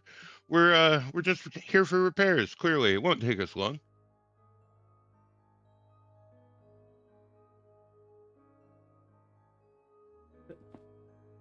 I'm a persuasive fellow. I'm not a deceptive fellow. The Aarakocra is going to look at you, look between Entrapta and Zenith, and seemingly accept this as an answer. But he does say,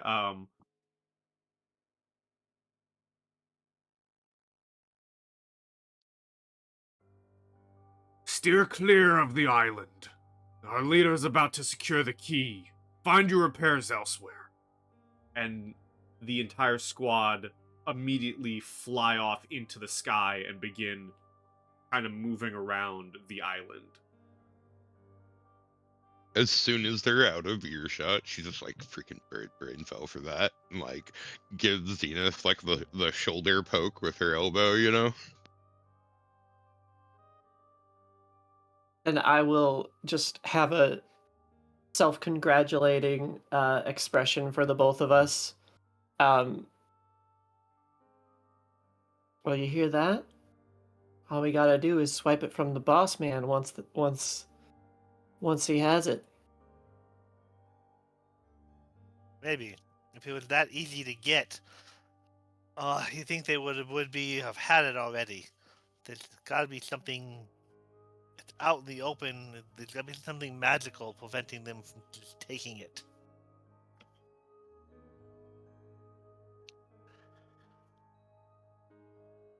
Entrapta's gonna quickly come over here and try and take a peek see at what's under this trapdoor here. Okay. That's a fair point. What do we have in this hall? Give me an investigation.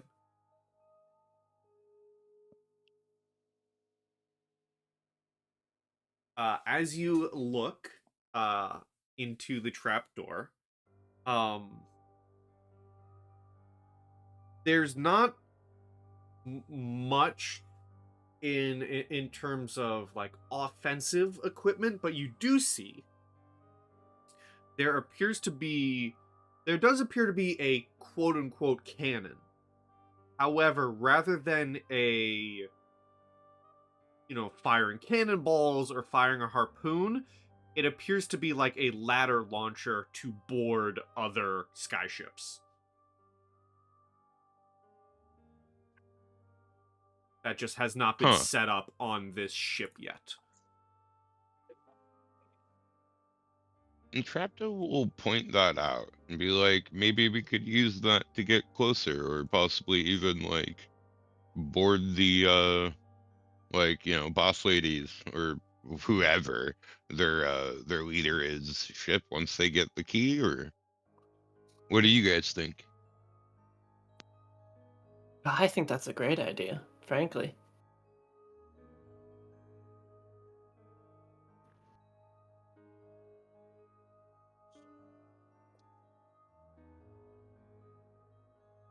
Frog agree. Oops.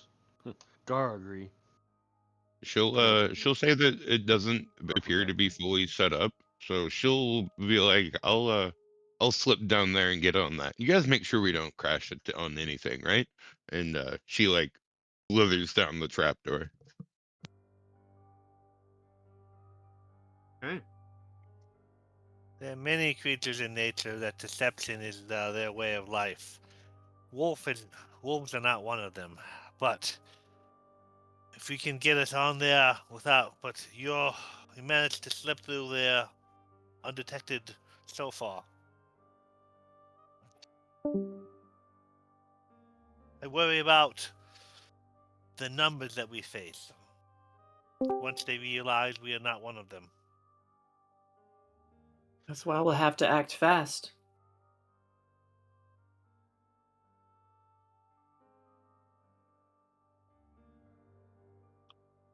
While the Entrapta is getting the cannon set up, the ladder launcher set up, and the rest of you watch the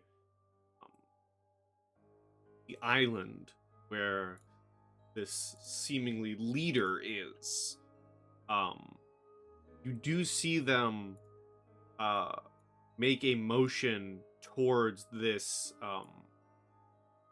crystal in the center of the island, and some sort of magical effect splinters over the crystal as they grab it, and you see what was once a large crystal is now shattered into something smaller that they hold in their hand.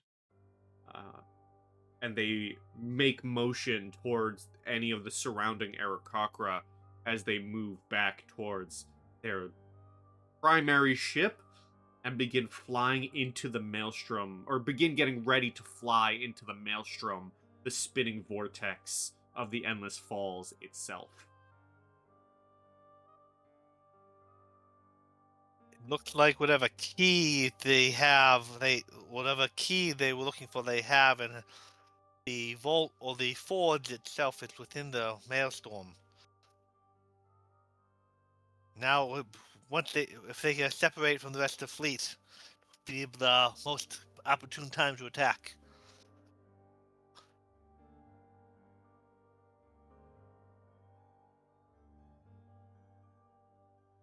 I'll say for Entrapta, you do get the cannon set up appropriately on either side of the ship that you wish.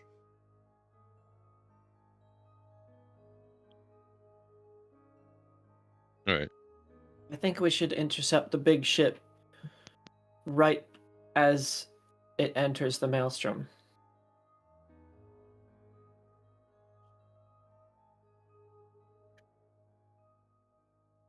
Imagine Entrapta's here for this part of the conversation, though. Yes. She's like, that would be key, because there would be no point for them to turn back at that point. They would just have to deal with us on board. I could Indeed. probably have my brooms hold the ship steady so that it's waiting for us on the other side.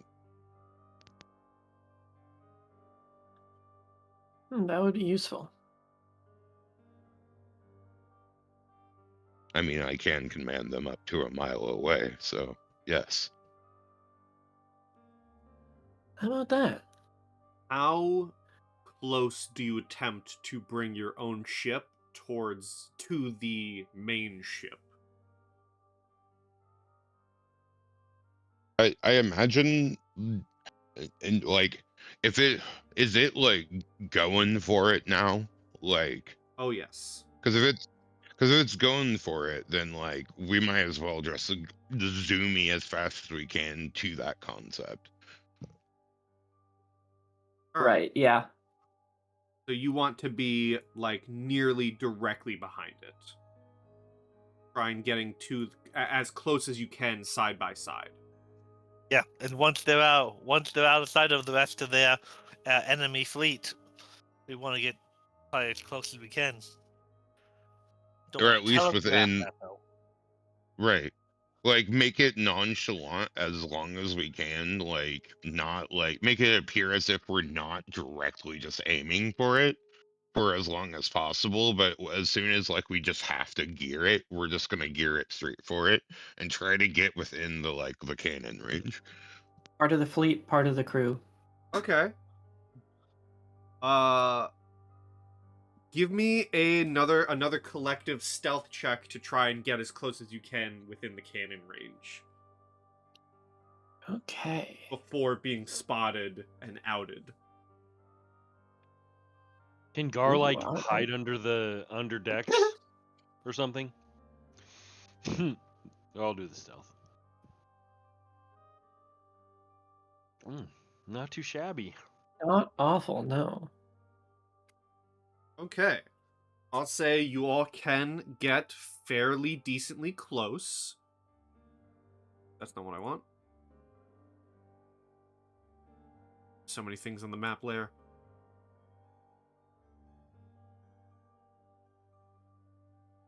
You guys about right there.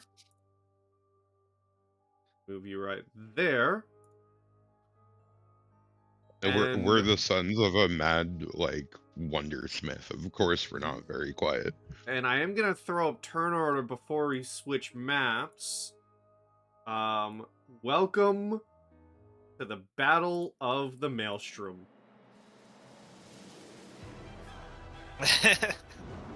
So this is just like Pirates of the Caribbean, circling Yup. around, circling Yep. around the thing.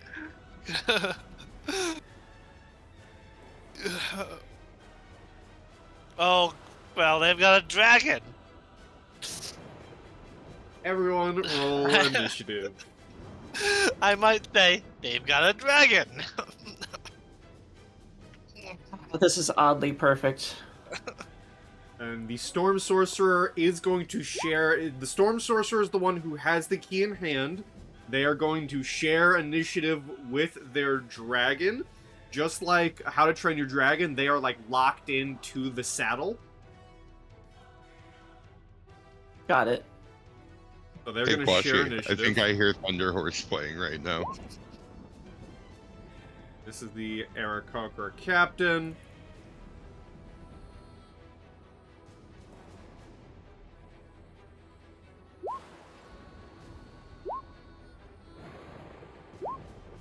And then their pilot.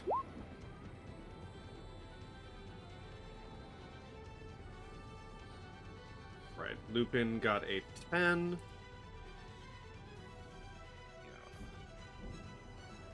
I've never tried this before. So, question. If I enlarge myself and then turn into a direwolf with this lodge, am I then huge? Even if the rules say no, that's fun, so I'll say yes. Well, and I'm pretty sure even like we used to joke about the concept of like, oh, if multiple people were to cast enlarge on the same target or something, and it's like Baldur's Gate 3 straight up allowed that. So it's like, I mean, I will say multiple people can't cast enlarge, but I do think things like the same instance doesn't count, but I do think different instances count. So if I drank a potion of enlarge and then someone cast enlarge on me, I think those stack, but the spell... That's how it works in Baldur's Gate. In Baldur's Gate, Yeah. you could drink a potion of a Colossus and then cast enlarge and Yeah. get the double effect. But the spell two doesn't casts stack. of it didn't stack. But Zenith, you are up first, and I will ask, did you want to, as a group, did you want to fire the cannon the second you were close enough? I imagined that we were going to fire the cannons effectively as soon as the two of our ships were to cross into the Maelstrom. Okay. Well, you all are But, you in know, the that's- Maelstrom. Yeah. So I guess as soon as possible once in the Maelstrom. Okay. Got that guy. So then I will say that you all, whoever would have, and have fired the ladder, and with assistance, like it ropes in and attaches itself, to the enemy ship, allowing a rocky crossing, but a crossing nonetheless. As it is your turn, Zenith.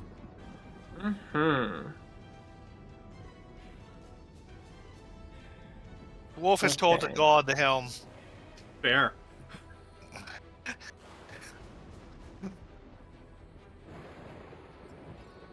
Takes a bonus action for that. Full bore and into the abyss. All right, I am absolutely pulling my wraps out. Got 10 rounds of double speed. The other map, I was over here, up at the helm where. Oh, so I'm just gonna put myself back there.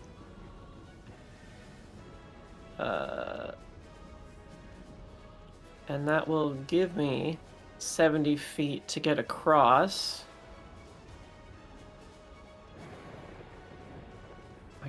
I can't quite get to a position where I'm in striking range, so I will just use my... I will say, I think from the other map, you were right here.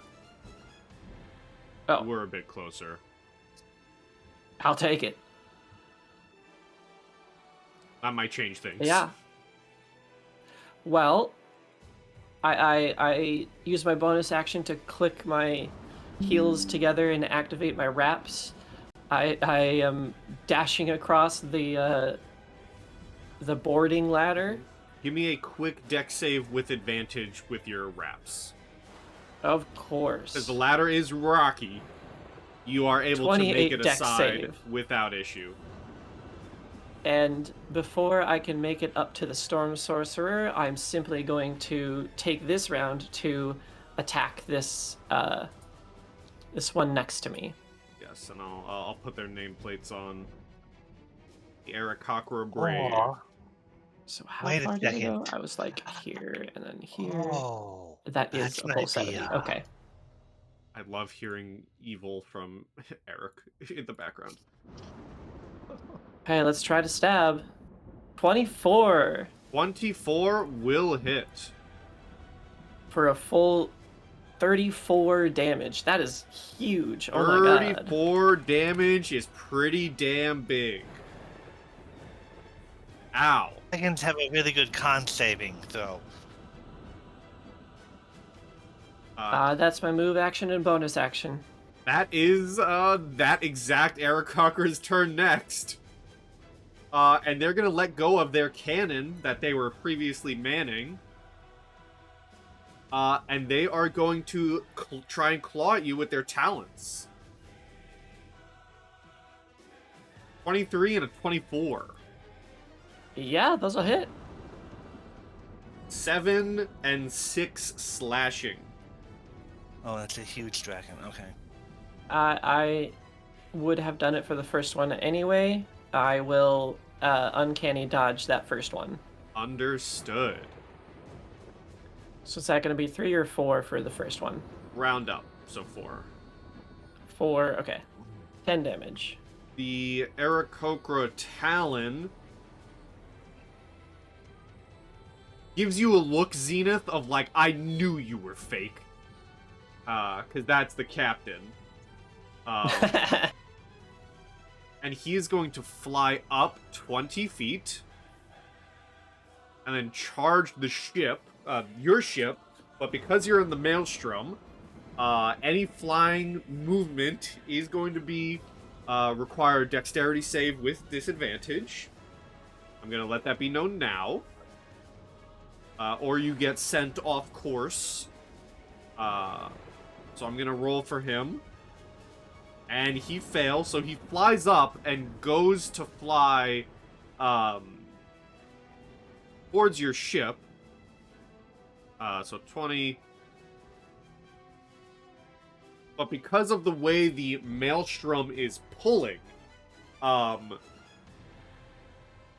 the force of the Maelstrom, I'm actually going to say it, it pulls him right back down to the deck of the ship. He tries to fly up and towards you, but the weight of the Maelstrom just yanks him back down.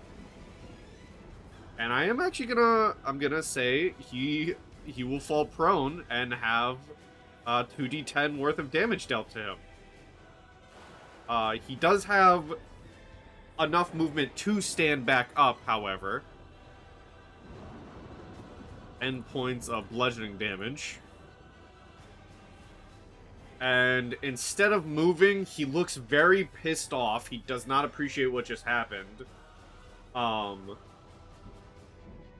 he's gonna look at you, Zenith, and from his hands, he conjures this lance made out of wind and sends it your direction.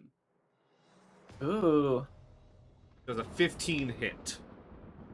A 15 will, unfortunately... Oh, no, it will not hit. Okay, you are able I to... have a 16, not a 14. You are able to dodge out of the way of the wind lance. Just barely. Had to pull his shoulder back for that one. And he stays where he is. Garr.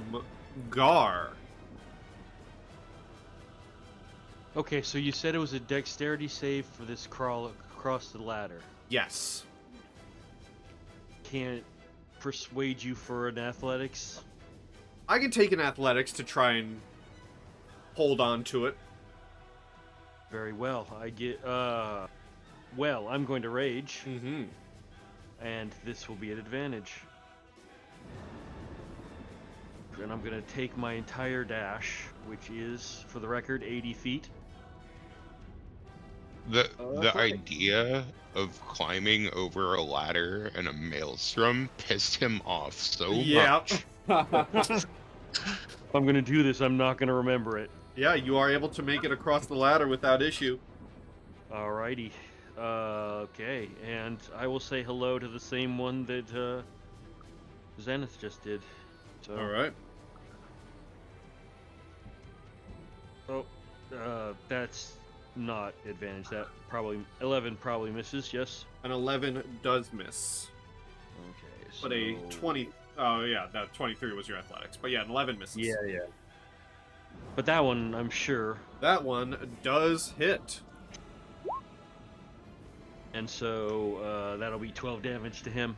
12 damage. All right, he is looking rough. Righty. And no bonus actions. That's my go. The blue dragon wormling that is now on the shoulder of the Aarakocra commander is not going to do anything. He has not commanded it to. This Aarakocra brave is also going to let go of his own cannon and rush over to help his ally. Actually, apologies. I used my yeah.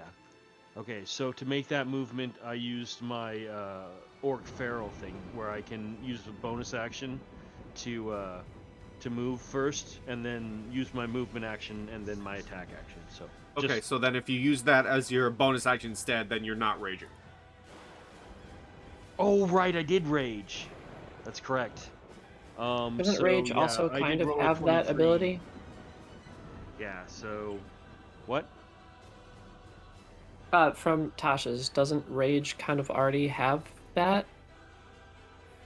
It's been a while, so I don't. Well, I'll just negate that 12 damage because I did rage first. So, negate that 12 damage, Okay. please. And thank you, and apologies.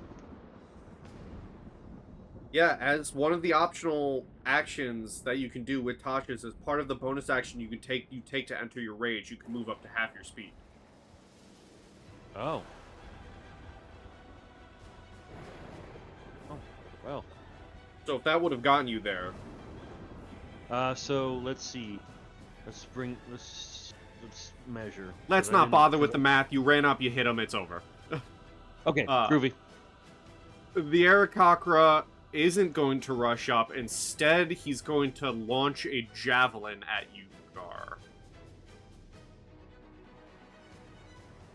That is an 11 that misses. Lupin, you are up. I'm out of range for my one idea, and I'm not even sure if it's gonna work. Guidance, can that be used for dexterity save, or is that only in skills? Because I'm worried about crossing this ladder.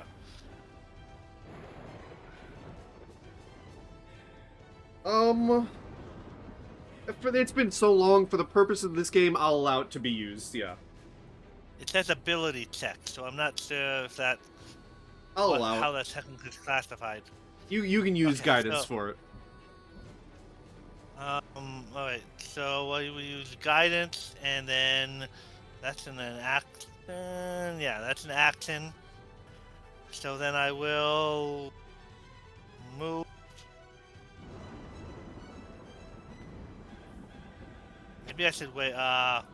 Cast guidance and get up here, get ready to move, 'cause it's before actually going out there. Okay. Because I don't think. Yeah. Alright, so you're getting ready to run across.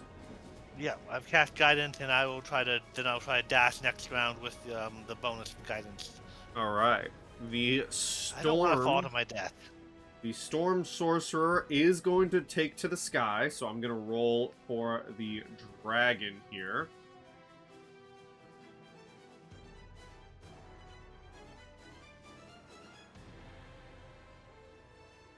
Yeah, so I believe it was a dex, I said dex save, so I'm gonna roll for the dragon to take flight. And I'm gonna say, yeah, it definitely struggles to take flight, so I'm gonna cut its fly speed in half here. It rolled better than the Aarakocra captain, but not by much. So it is going to go up into the Maelstrom. Both it and the Storm Sorcerer. And they are going to go up.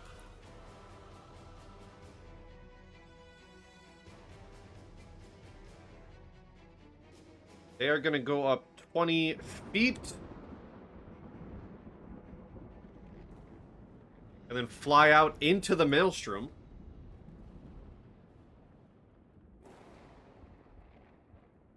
But the Storm Priest is going to look towards you, Lupin, getting ready to cross the rope, the ladder, the bridge, and fire a storm bolt at you. A bolt of lightning. But not a lightning bolt. Not the spell lightning bolt. Does a 17 hit Lupin? Yes, just barely, but it definitely hits. You are going to get blasted for 8 lightning damage. That was very poor from them.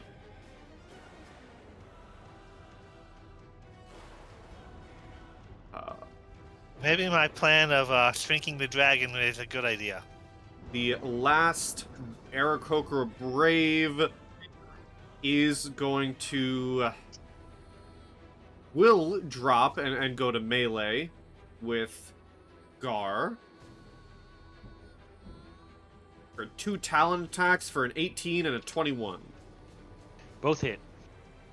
So you're halving these. First is 8 to 4. The second is 5 to 3, I believe. So 8 to 4. So that's 7 total. Yes. Vincent. Alright, I'm gonna do something stupid but fun. So here's what I want to do. I'm going to go ahead. Todd knows what I'm gonna do.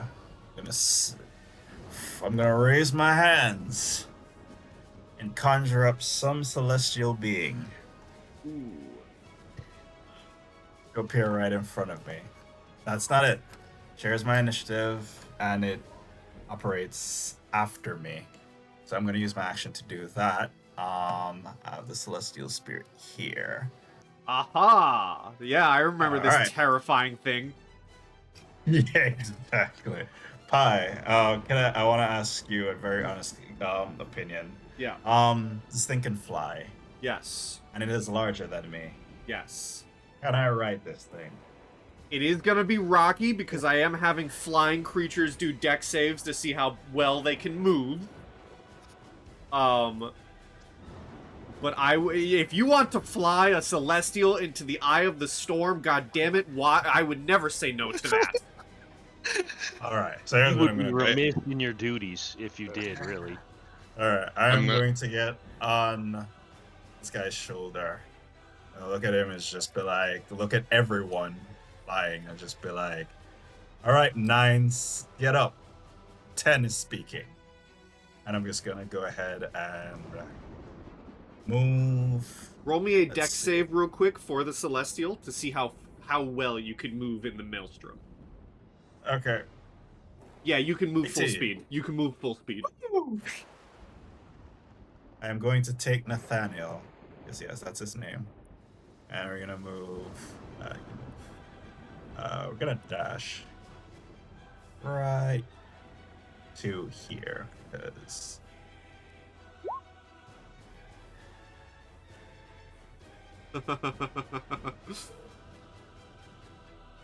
All right, Okay. and that's the end of my turn because I could only move right there. All for the right. time being. I remember the last time you did this in one of my games, and it was very fun. Yes. Yeah, I have Entrapta. Use that. If you want to fly, it is a deck save to see how well you can fly. Indeed. So Entrapta is actually gonna walk. Okay. Rare. When's the last time that anyone's ever seen that? Yeah. She's gonna walk up to here, Uh-huh. and then she's gonna look over at the storm sorcerer that is riding the ancient or young adult blue dragon. Is she barebacking it, or is she like on She's in like House of the Dragon, she is locked into a saddle. Okay, I am going to cast for my action a firebolt, and I'm going to actually be aiming for the connectors on that saddle. Okay, like the locks that keep her and the saddle in place. Yep. Okay. Does a 25 hit? I will say a 25 will be good enough to hit. Alright, so oops, wrong thing. Didn't mean to do that. That will be 19 damage. Okay.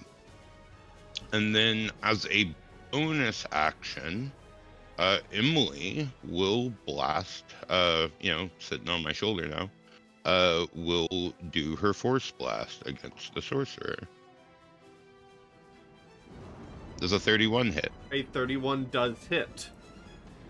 That is 12 points of force damage, and she is knocked back 5 feet. Was the saddle damaged enough that actually matters? I will say, you have damaged one side of the locks of the saddle. She is like strapped in on both sides. So I'll say you knocked off one side.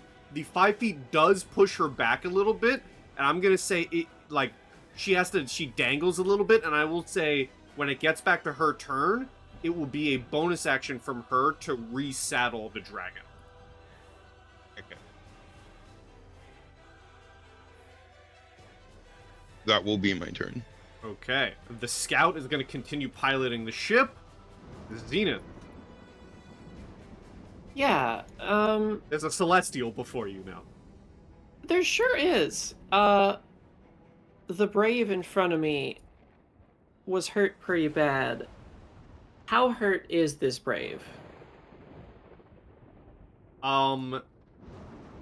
If you gave it a similar stab that you previously gave it, you could probably kill him. Alright, well, I will bonus action disengage, just so that I have that for the rest of the round. I'm going to take a advantaged stab at this brave for a 28 to hit. Yep.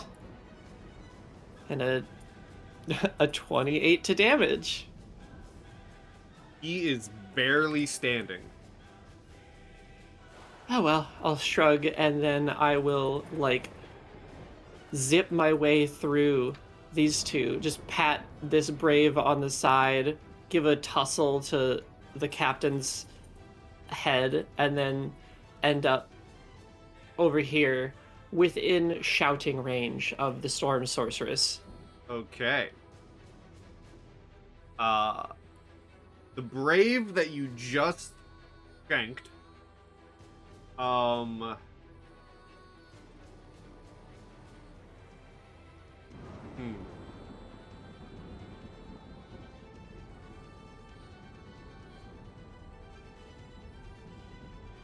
Oh, wow, that's great. The Aarakocra doesn't provoke an opportunity attack when it flies out of an enemy's reach. So he's gonna attempt to fly directly up and away from everyone. But don't I have Sentinel though? I do not think that trumps flyby. Okay, cool. Because it does specifically say doesn't provoke an attack of opportunity. Fair enough. So the Brave is going to try to fly. He will get up. He's going to fly himself up 20 feet into the air. They love 20 feet.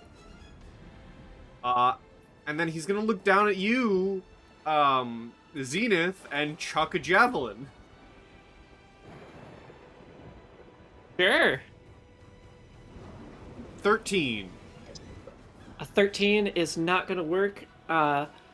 It's nimble work, and I will, block the javelin as it comes close. Okay. The commander and his wormling are both gonna go after you. They don't like you. You're getting on their nerves. It's a shame. And he's gonna come at you with 2 of his talons. You know what?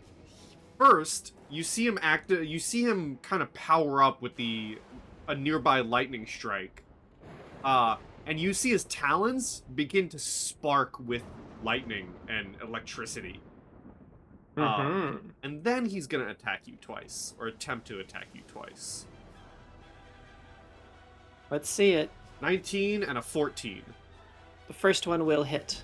So you're gonna take 4 slashing and 5 lightning, plus an additional 2 lightning. So, are they both charging over to attack me? The wormling is on his shoulder. I'm kind of just having it move with him, and he's gonna Right. give it a command to attack on his next turn, on the wormling's next turn. Yes. Okay, I'm gonna uncanny dodge that. So 4 slashing goes down to 2, and the 7 lightning goes down to 4, which will again go down to 2 because I'm a Genasi. Ah, there you go. So a grand total of 4 damage. That is his turn, Garr. All right, so I'm gonna hit the guy right in front of me that didn't fly up. Okay. And you have advantage. Power. Indeed. So advantage, and then 2 attacks incoming right now. Hits and Misses. misses. That's what I thought. That's 11 damage. 11 damage. Alrighty. Anything else? No. Alright. The wormling is going to bite you, Zenith, or attempt to. As it snaps its jaws for 14. I pull back just in time. Yes, you do. This Aarakocra, seeing a sudden celestial in front of him, is going to try and attack it. Does the Celestial have a saddle? No. I'm joking. That is a 12 and a 15. Both miss. Both miss. Lupin, you're up.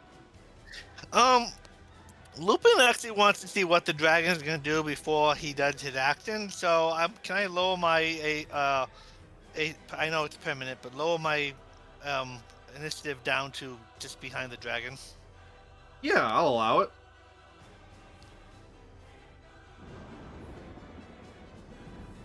So the Storm Sorcerer will use their bonus action to climb back on, and I will again roll for the dragon to see how far they can move within the storm.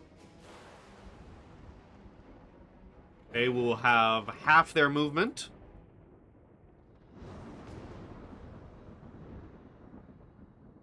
And get right at the edge of the ship. They're still 20 feet up. They are not landing. Okay, this is actually good. I'm glad I waited. The Storm Priest is going to...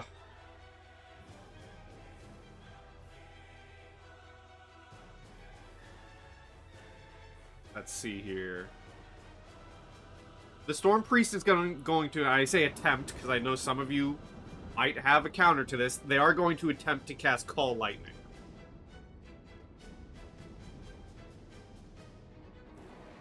I don't know if anyone has Counterspell. No. Believe it or not, counterspell's not my thing. I don't play blue. I have the spell magic, but I don't have counterspell. So they are going to cast Call Lightning. And a bolt of lightning flashes down. And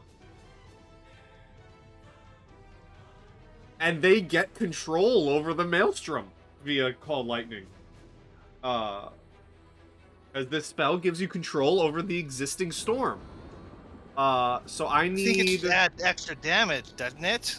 If you cast it in a storm.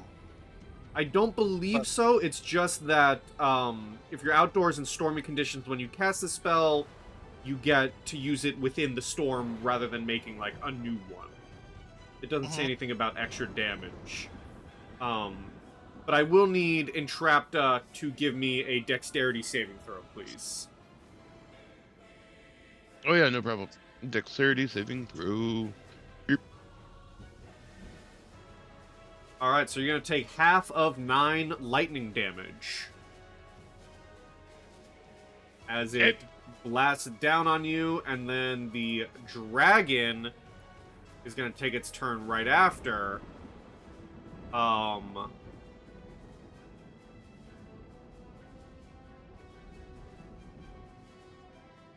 And it's gonna breathe some lightning.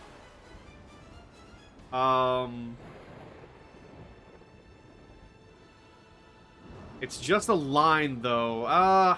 Dang, they can't get both of you.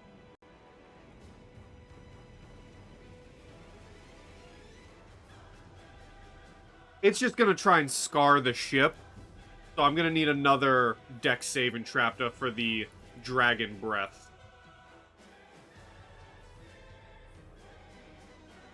No, I'm taking that shit. You are taking 53 lightning damage. Are you okay? Yep. I am alive. Okay. And Okay, it's a strong word, though. Okay is a strong word. That is their turn, though, and it goes to Lupin. Okay. Lupin is going to try using Enlarge Reduce, but he wants to reduce the dragon and not the saddle down to the size Lords. Interesting. Okay. So the DC save is 16. I had con save. I know dragons have. Hey, I con have a save. question. Sure. Would you consider the Storm Sorcerer worn and or carried?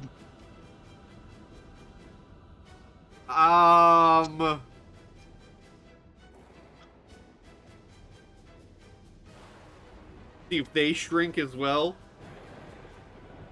They are currently within the saddle. They are on the saddle, but I think we would have to consider it 2 separate entities. I guess I wasn't expecting to affect both of them. I was expecting to shrink him, and then the saddle would be loose and kind of fall around, and That is like wearing a belt that's too big for you. that is a smart idea. So it's a con save, right? Yeah. They are good at con. 14. He fails. He shrinks down to Lords. He's still large enough to carry the guy, but the saddle is probably still fit for a huge creature. You know what? I'm gonna give the Storm Sorcerer a dexterity saving throw here. As their dragon shrinks. So they're not gonna fall off the ship because of where they're positioned. They're not gonna. They are falling off the dragon, but because where they're positioned, they're gonna fall directly onto the ship, go prone, and take 2d10 falling damage. So I'll have them land right here. They're prone and are on the ship. For a bonus action, I will transform into my direwolf form, and I will move up next to him, and just kind of with a wicked wolf grin. There you are. We'll keep Lupin where he is so we know. Actually, I'll put his token by the right here. Off the side. We'll have him be the pilot. I can't attack this round, but because I cast a spell. But now things get fun. Yes. This Aarakocra Brave, who's still on the ground, is gonna try and return blows to Garr for a 21 and a 15. First hits, second doesn't. 5 slashing. 3 slashing. Vincent and the Celestial. Nathaniel. Alright, Scrub, so here's what I'm gonna do. Inflict wounds, level 3. 23 hits, right? On this guy? Yeah. Yes, that does hit. How's he looking? He's looking still pretty okay, but very hurt. Okay. I'm gonna continue. How far is his buddy? 20 feet in the sky. Okay. So I'm gonna command Nathaniel to kind of fly up. Give me that deck save. Deck save. Yep, you're good. Alright. And he is gonna go and hit him twice, because Celestials can attack equal to the number half the spell. And it's a level 5 spell, so that's two hits. So first one. Misses. Oh, okay. You know what? Can't have everything. And that will be the end of my turn. All right. Entrapta. He would actually fit better more over here. All right. A little bit more better. Oh. Fine. Wait. Fine. Oh, it's already. Wanted to like cast channel the channel divinity thing, but I think it's the end of my turn, isn't it? Yeah. Give like I've All done right. that to the others. I'm gonna say no. Okay, that's fine.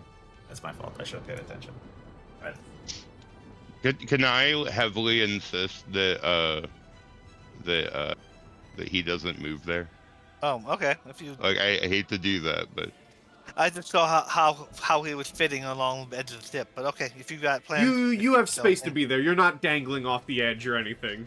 Okay, and I just felt like, am I like off the edge? I No, wasn't you're sure good. about You're that. good. no, I've been formulating a plan this entire time, and it's like it's Yeah, your and turn, and then it's I like, understand that boom, you. your plan you're has on- been cock-blocked. No, I just didn't thank wanna you. fall off Thank the you. ship. Yeah. Thank you so much. Your sacrifice will be remembered.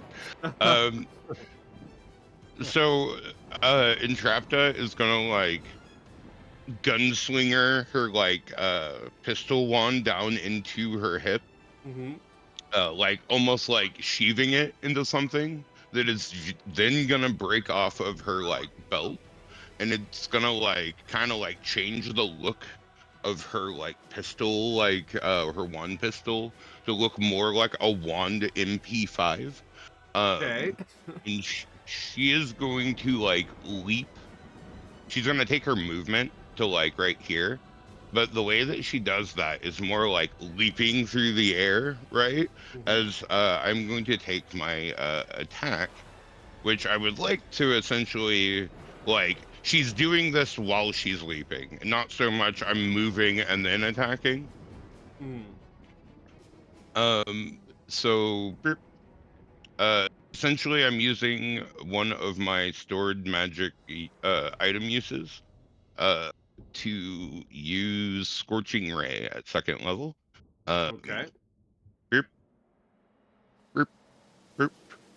All 3 of those are going to her Yeah. as she like leaps over towards this way.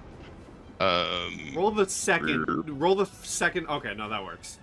I can do the math here.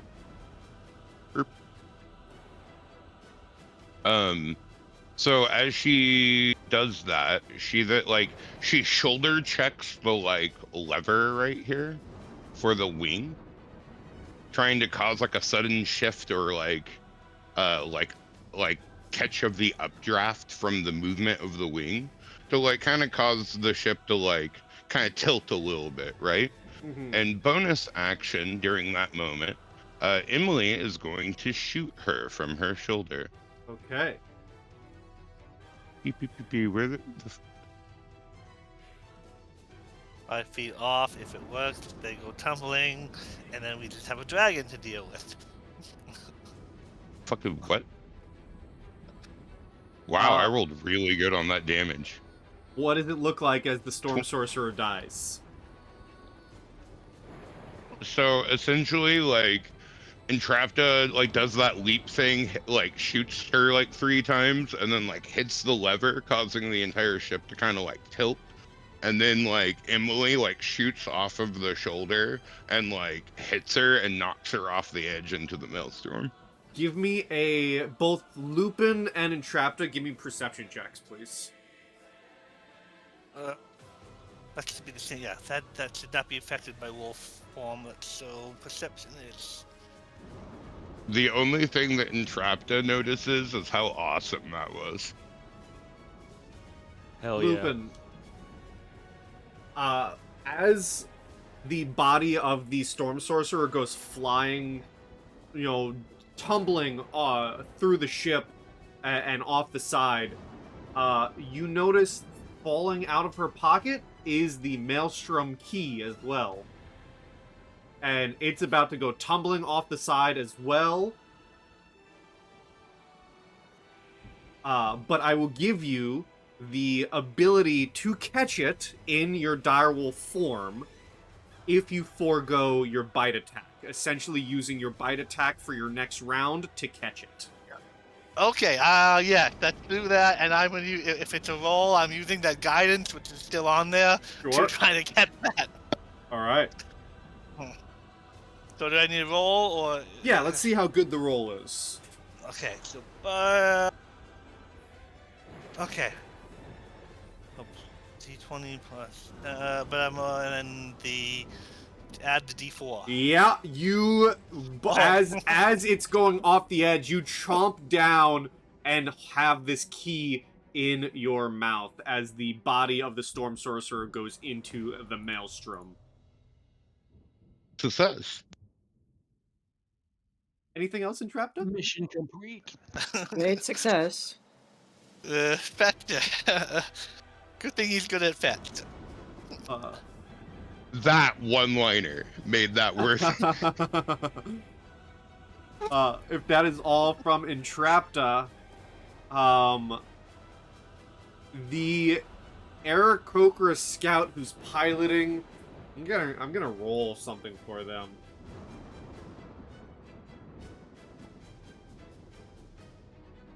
Yeah, they see the body of their leader go flying into the Maelstrom and are going to try and, without any orders, acting on himself, is going to try and turn the ship out of the Maelstrom.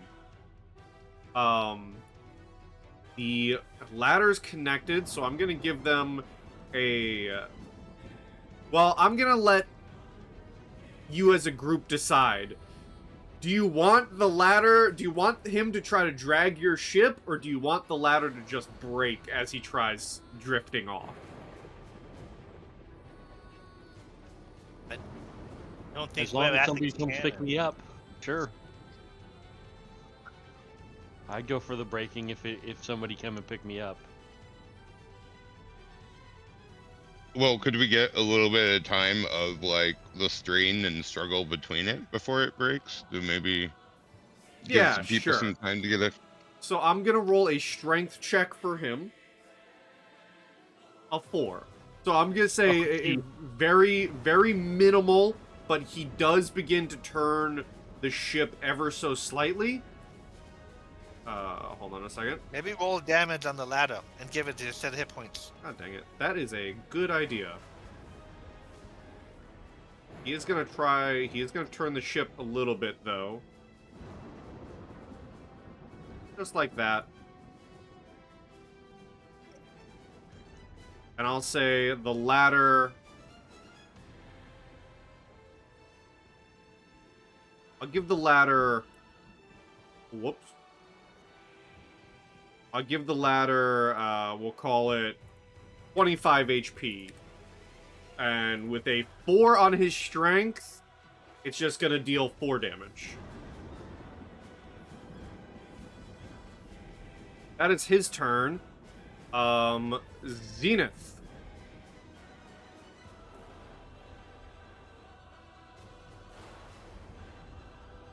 So here's the issue. The dragon wormling is effectively in the same space as the Talon of Serenite.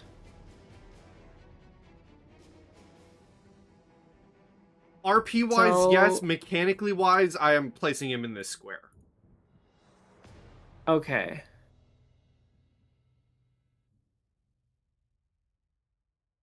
Mechanically wise, he's in that square. Yes. So I will take a attack of opportunity from the wormling Chomp. at disadvantage. Both are 14s. Still missed. Work my way over here to get my clear dueling space with the Serenite and take my attack. Ooh, is a 16 hit? A 16 will hit. Will hit. Okay. So 29 damage. All right.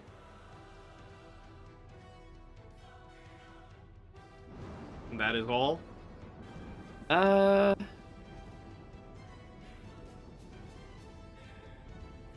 No. I'm gonna keep rocking along the railing and then make my way back, because I have a few methods, but not a whole lot.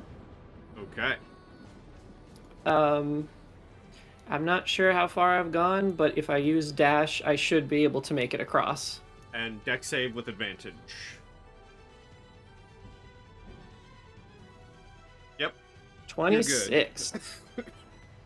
Just dancing along this shifting, cracking ladder, making my way back to our ship. All right. This Aarakocra is gonna try and fight the Celestial midair. That's an 8 and a 12. Which both Alright, miss. both miss. The Talon does not appreciate that you're leaving him. He's gonna try to fly. Go right ahead. 13, he's gonna get half of his movement.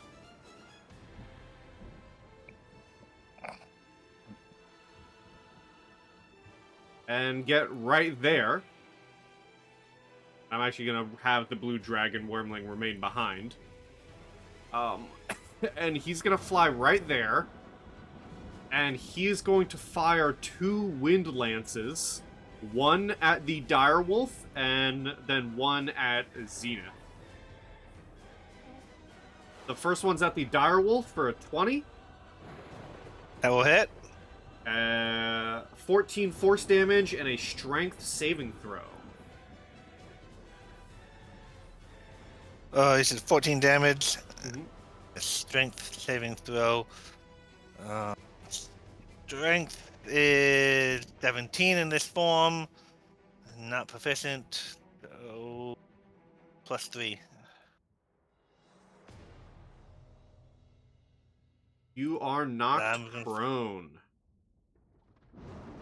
And then the wind lands towards Zenith for a 16. 16 just barely hits. Uncanny dodge. 12 force reduced to 6 and a strength save. I'm sure this will go just fine. You are also knocked prone. Garr. I guess I'll go back across the ladder there. I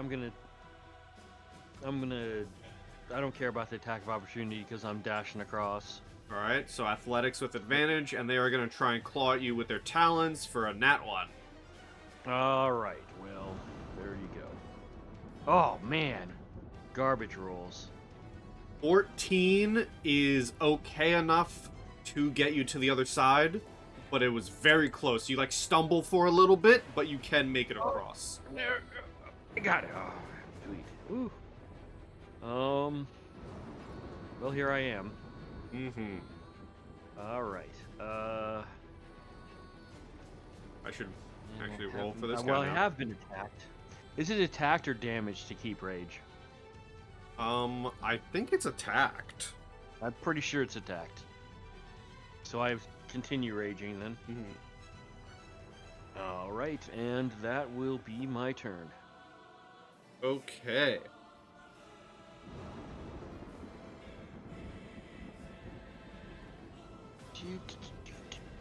If your turn ends and you haven't attacked a hostile creature since your last turn or taken damage. Okay, so it's if you attacked. So Yeah. I'm out of rage then. So let me just mark down a rage. So you are no longer raging. Oh wait. The wormling. Its master flew off.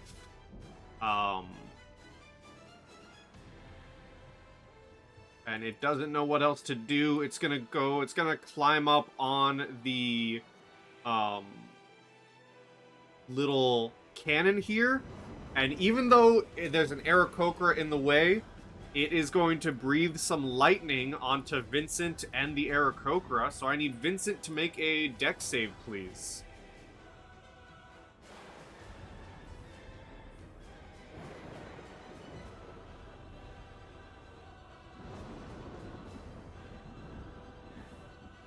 $11 does not succeed. 32 lightning damage from the little wormling. But it also cooked the Aarakocra a shit ton, and it is almost dead. That's a crazy, crazy damage roll. Holy crap. Best weapons are nasty. The young adult... I'm not sure the DC, but it may have grown. I may have had. I rolled a 12 on my concentration check. I may have failed to maintain concentration. You were dealt 14 damage. I think you're fine. Yeah, DC a 10. DC 10. Okay. The dragon is not going to risk a... actually, no, the dragon... This dragon is smarter than its wormling brethren. I need to roll a d6 first. It does not get its breath back.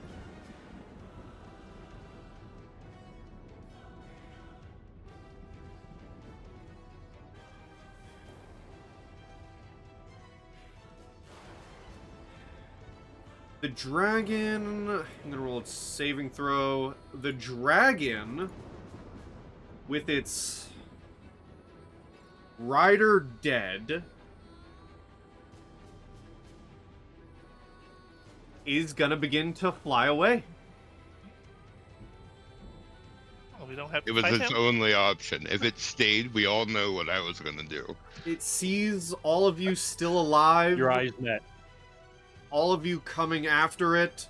You hear the Aarakocra Talon, the Aarakocra leader, shout towards it. Like, you know, get back here, you stupid lizard. But it is going to fly off. Hell yes. Let me... I glare at that intimidating thing. Like, I intimidated away. Not really. I thought You know what? Roll me an intimidation. Oh, really? Okay. Yeah, give me an intimidation. I was joking, but No, give me one. If it got back to and- my turn, I was just gonna lightning lure it and try to make it my pet. I have a plus. That's one of his skill, and I have a plus 10 to that. Yeah, 22, you growl at it, and it does not want to mess with you.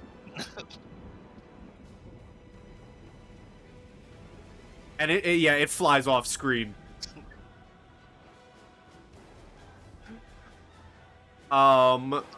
This Brave, its captain is still alive, so they're still gonna fight. It's gonna try to fly up towards the Celestial. And it does so, and it's gonna try to attack the Celestial for a 10 and a nat 20.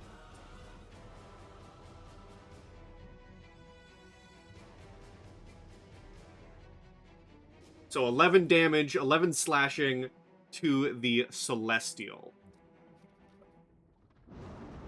Lupin, you are up. Alright, I was gonna fight that thing, but it, has decided to leave, so I'm going to stand up. I know it takes half my movement.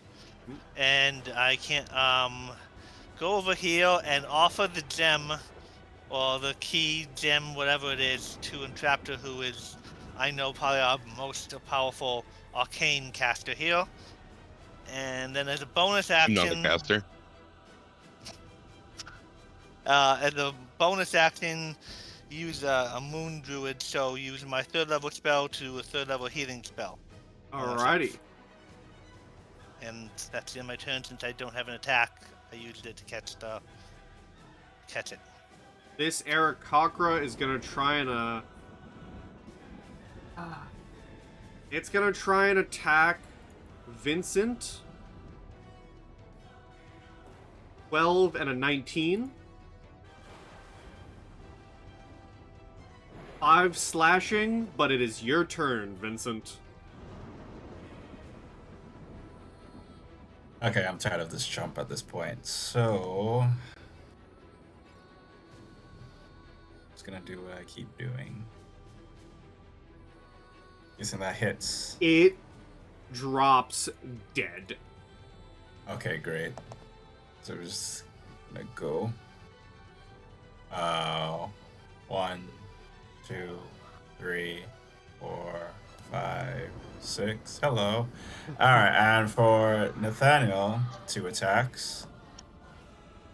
2 misses. 9. Damn it. Nathaniel! Okay. No. Alright, so that'll be the end of our... Oh, no. No.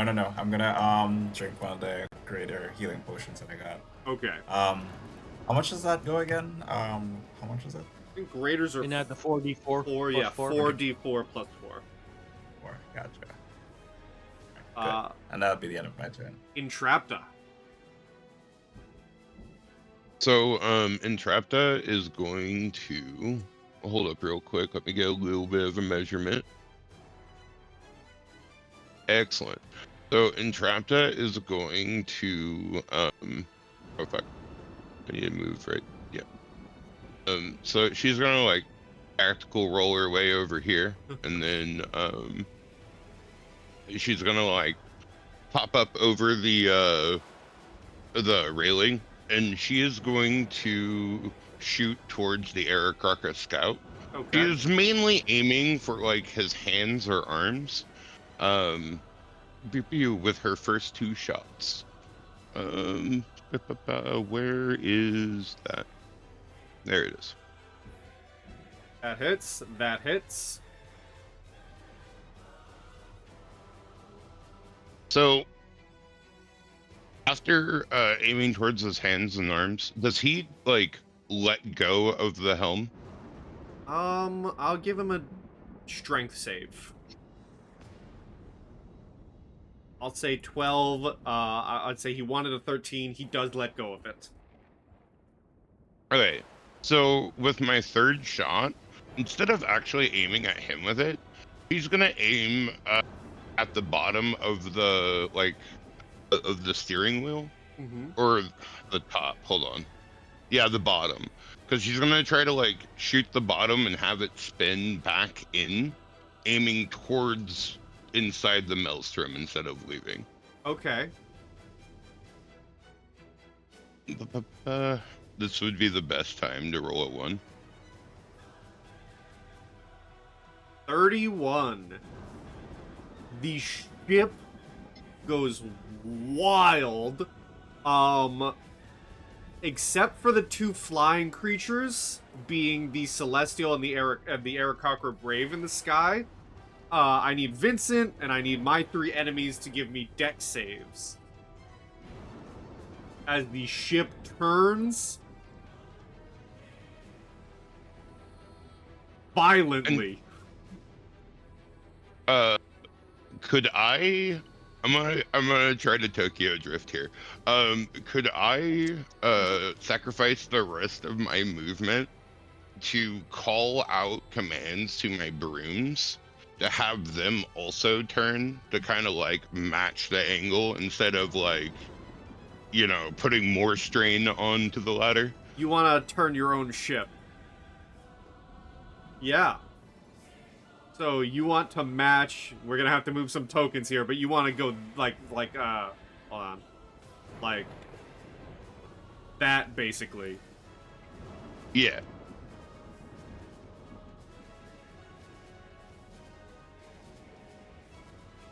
Yeah, sure. That'll be my turn. Then let me do my saves for my guys. So the scout is fine. The brave tumbles off the side of the ship. And the They're wormling... The wormling also goes falling off the side of the ship. This guy was like right here, technically. The scout, seeing how bad things are getting, is gonna try and fly away from you, Vincent. He's abandoning ship. You can attack him with an opportunity attack if you'd like.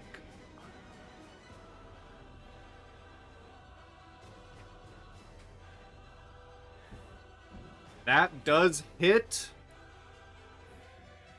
It doesn't kill, though. Let's see if he can take off into the skies. No! He goes to fly up, but the Maelstrom keeps him grounded, and he looks terrified. This Brave is going to keep trying to fight Nathaniel. A 22 and an 11.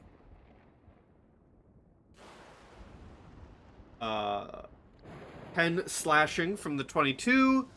Zenith. Yeah. I will hoist myself to my feet. I'll look over towards the front of the ship and just call out, "Where's the key?" Points to like, you know, Lupin's mouth. All right. He Just handed hold it up over. a thumb, and I guess I'll ready an attack if the Sky Captain in the World of Tomorrow wants to come over and try to strike me. That's great. He is going to try. He's gonna do a dex to see if he can fly to you. A 10. That's gonna cut his movement in half. Here, I'll even go forward a little for him. Hey, you know what? Even half movement, he has enough to get to you. All right. Welcome to hell. That hits. For 34 damage. Skewering him as he comes in to attack me. And as you skewer him, he's bleeding heavily, but he laughs in your face and kind of pulls himself closer into the rapier as he goes to rape your face with his talons. He does activate his Fury ability, which adds extra lightning to his swings. Alright.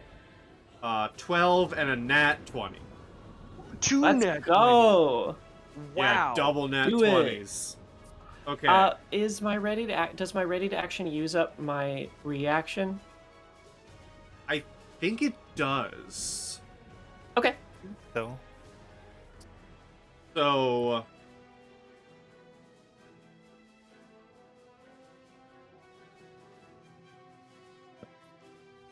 So 6. Just checking to make sure. So 18 total damage from the regular strike. And then I'm just gonna do... Okay. Yes?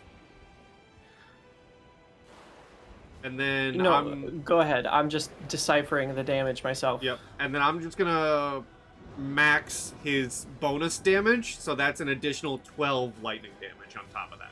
Okay, so that's 8 physical damage, which is going to go straight through, and then 22 lightning damage, which will get halved to 11. Mm-hmm.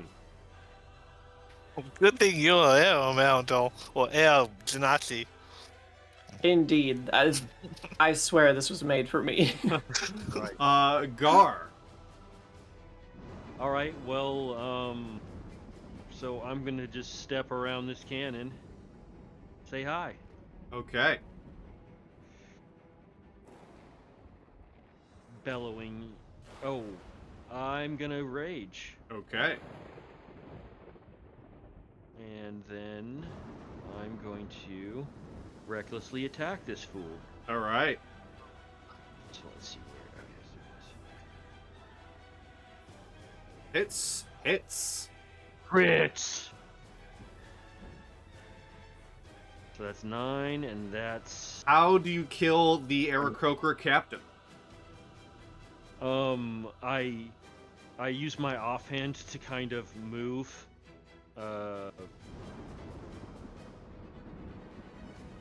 Zephyr? Zenith. Sorry, I'm horrible with names, and You're good. I just baseball swing him off, or I come in, hit him in the head, knock him down. He tries to fly up. I baseball swing him off into the fucking oblivion, dude. Hell where he yeah. goes. And he is gone. Anything else?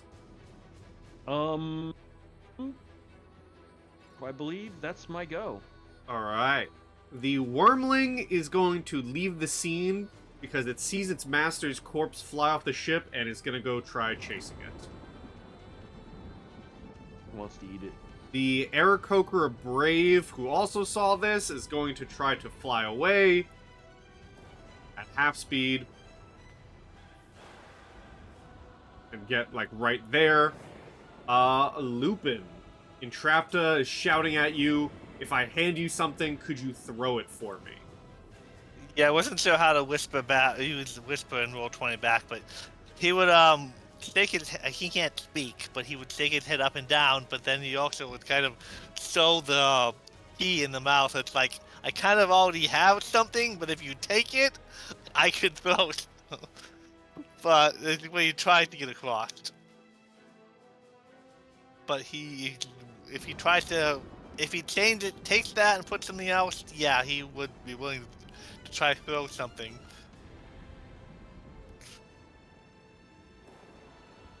And I'll So leave it are for you willing to like hold action throw until it's my turn to hand you thing? Yeah. You I take the forgot key to do from- it last round. Lupin? I forgot to do the last round, but the wolf seeing his master, his alpha transform would come up Okay. side by side to the wolf form. And does Entrapta Yeah. take the Maelstrom key from Lupin? Well, Vincent gets to go before Yes. after. Yeah. Vincent. Okay, so gonna go ahead and try and see if I can just finish off this. How is he looking in front Almost of me? I dead. just wanna know. Like Death's Door. Okay, cool. This door. Okay. Really? Oh, fuck it. Why not? The 17 hits, right? Yep. How do you kill him? Right. Oh, simple. Just take out good old Clementine and bash his brains in. And his head explodes. There we go. And I'm really hoping that it works this time. 2 radiant maces at this fool in front of Nathaniel. Oh, god damn it. Okay. You know what? Wow. Does he? Nathaniel. Is it adding your bonus? I don't know if it's been adding your bonus. I don't think so. It's Hold not. on. It's modifier plus 0. Oh, spell attack wait. Yeah, I don't think it's Spell adding attack your bonus. bonus. You then, if with your bonus, you should have been hitting several times. I think. Yeah, that's my bad. Roll, okay. roll damage. Roll damage. Thank you. How does Nathaniel kill? Same job as the first. I would basically just roleplay it as he just drops his mace and he just, you know, like how you swat like a mosquito, Yep. just like that. And Right, just just get his slams hands him together and just slams him. back down to the And then- ship. Okay, with that, 1, 2, 3, 4, 5, 6, 8, and just climb up. Alrighty. Entrapta.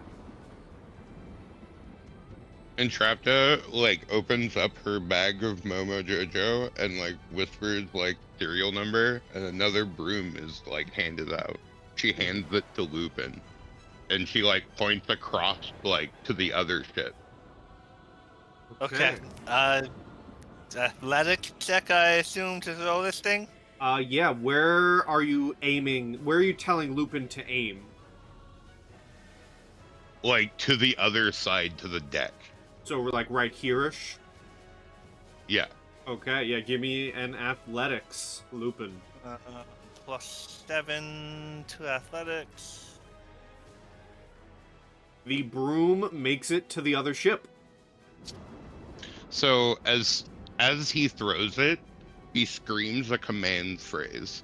As soon as it gets over to the deck of the other ship, it then like corrects and flies over to the like gear spoke of the helm and slides through and then corrects course. Okay. Remote control, a whole armada of ships. I gotta move the ship. Not the map, move the ship. Oh no, not the lightning, the ship. I have a lot of stuff on map layer. Just as a little correct course there. Whew, that got the old blood flowing, didn't it? And unless any of you chase after the last Aarakocra Brave, he's just gonna fly away. Which really, it's just Vincent and Entrapta. Do either of you have a desire to chase this last Aarakocra? And or kill him. I mean, I have Divine Arrow. We reach up to like 100 feet. How far is he? Not that far. Not that Okay. far. Okay. At the end of the day, I mean, we have both ships. We have the key. We don't need their blood. True, But true. If What? if he rats, he could bring friends. I was more thinking along it would be funny just to shoot potholes at him, but yeah, that too. I mean, you can fire some shots. I can tell you, combat is over, no matter what. Right. It's 17 and 13. Yeah, roll your damage. It's fine. Was it a level 5 spell? Yeah. So he definitely takes a lot of damage, but, continues flying off. Forward. Okay, that's it. I'm just gonna go fly over. As combat comes to an end, Entrapta, as you hold the key in your hand, can you give me a perception check with advantage, please? Sure.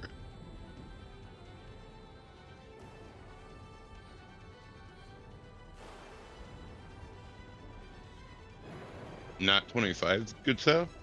As you First- hold the key in your hand, All is made clear. the storm itself seems to be charged into this key, and you look down into the Maelstrom itself, and there seems to be a passageway opening up before you.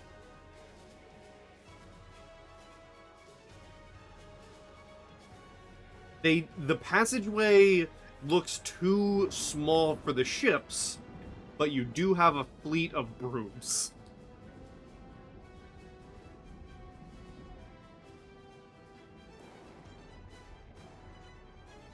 What would you like to do? We're diving into a hole in the Maelstrom. Hell yeah, Let's go. Shit, Hell okay. yeah. Let's go. It's Okay. too. Gee. It's. Why can't we It's both? I mean, even for the smaller ship, can't go through it. Nope. You are. It is way too small. The ships look like they will be torn apart. But if you all. How many of us are there? There's only. Okay, yeah. So, yeah, Entrapta will look forward, notice all of that, and look back at the party and go, okay, it seems we're not going to be able to take the ships forward, but there is a passage forward. I'm going to need you all to get real cool about a couple of things real quick. She, like, reaches open, like, calls out a couple of serial numbers to Momo Jojo, pulls out a couple of more brooms, enough for everyone. She says, okay, so here's a scroll for each of you that is like tied to the broom. It has the command phrases for your broom. We're gonna have to go through a small hole. I'll command these brooms controlling these ships to take these to wait outside of the Maelstrom, or something, and we'll go forward. Okay. Where exactly is this entrance? The center of the Maelstrom. Do you do you think it's possible to, like, I don't know, throwing it out there, jump to it? You want to jump through the Maelstrom? Kind of. What is I'm the just being broom an idiot. situation and wool? Is my question. I've got a few seconds left on my. Well, I mean, I have plenty more time for it. Well, if you all take the brooms, you will be able Inside to the fly bushes. down there. I'm taking the broom. I'm not jumping nowhere. Give me a Constitution saving throw, Zenith. Ooh, As okay. you leap into the Maelstrom, the eye of the storm. Oh, jeez. As you leap, she points. She's like, that way, that way, that way. And as everyone follows suit on their brooms What or is their the celestial... situation with Wolf and Broom? Does Wolf Uh, get his own broom, or can I somehow sail? I'll say you can backpack the wolf. The So, wolf because goes on your Wolf shoulders. pack. Yeah. somehow a literal wolf pack. somehow we get the same broom. Yeah. I calm it down. Light. So what do you... I do have some, like, I have 2 spells kind of as backup if need Okay. be. I mean, I planned on using at least one of them anyway. I'll still give that Constitution because that's, oh my god, Okay. As I got a you 20 save. as you jump through the Maelstrom, you're gonna take course. half damage. It is lightning damage, so it's halved again. Oh, sweet, let's go. But I am rolling a lot because you're jumping directly into the eye of a violent storm. So it's gonna be half of 34, halved again in lightning damage. 17, 8, 9 damage. 9 lightning damage. You are, however, also plummeting down into what is revealed to be a small island in the middle of the ocean. Sounds great. Featherfall. Perfect.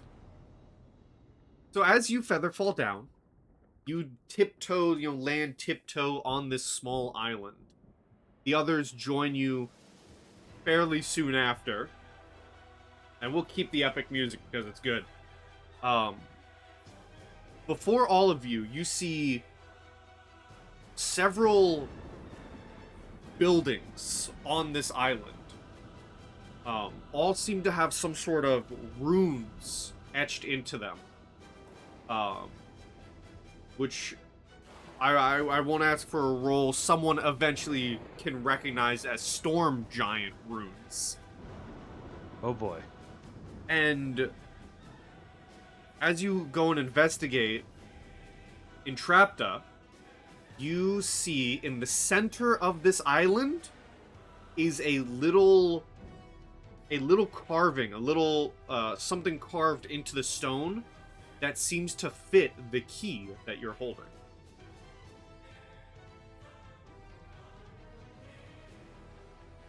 Not thinking even twice about it, because that's how archaeologists are, right?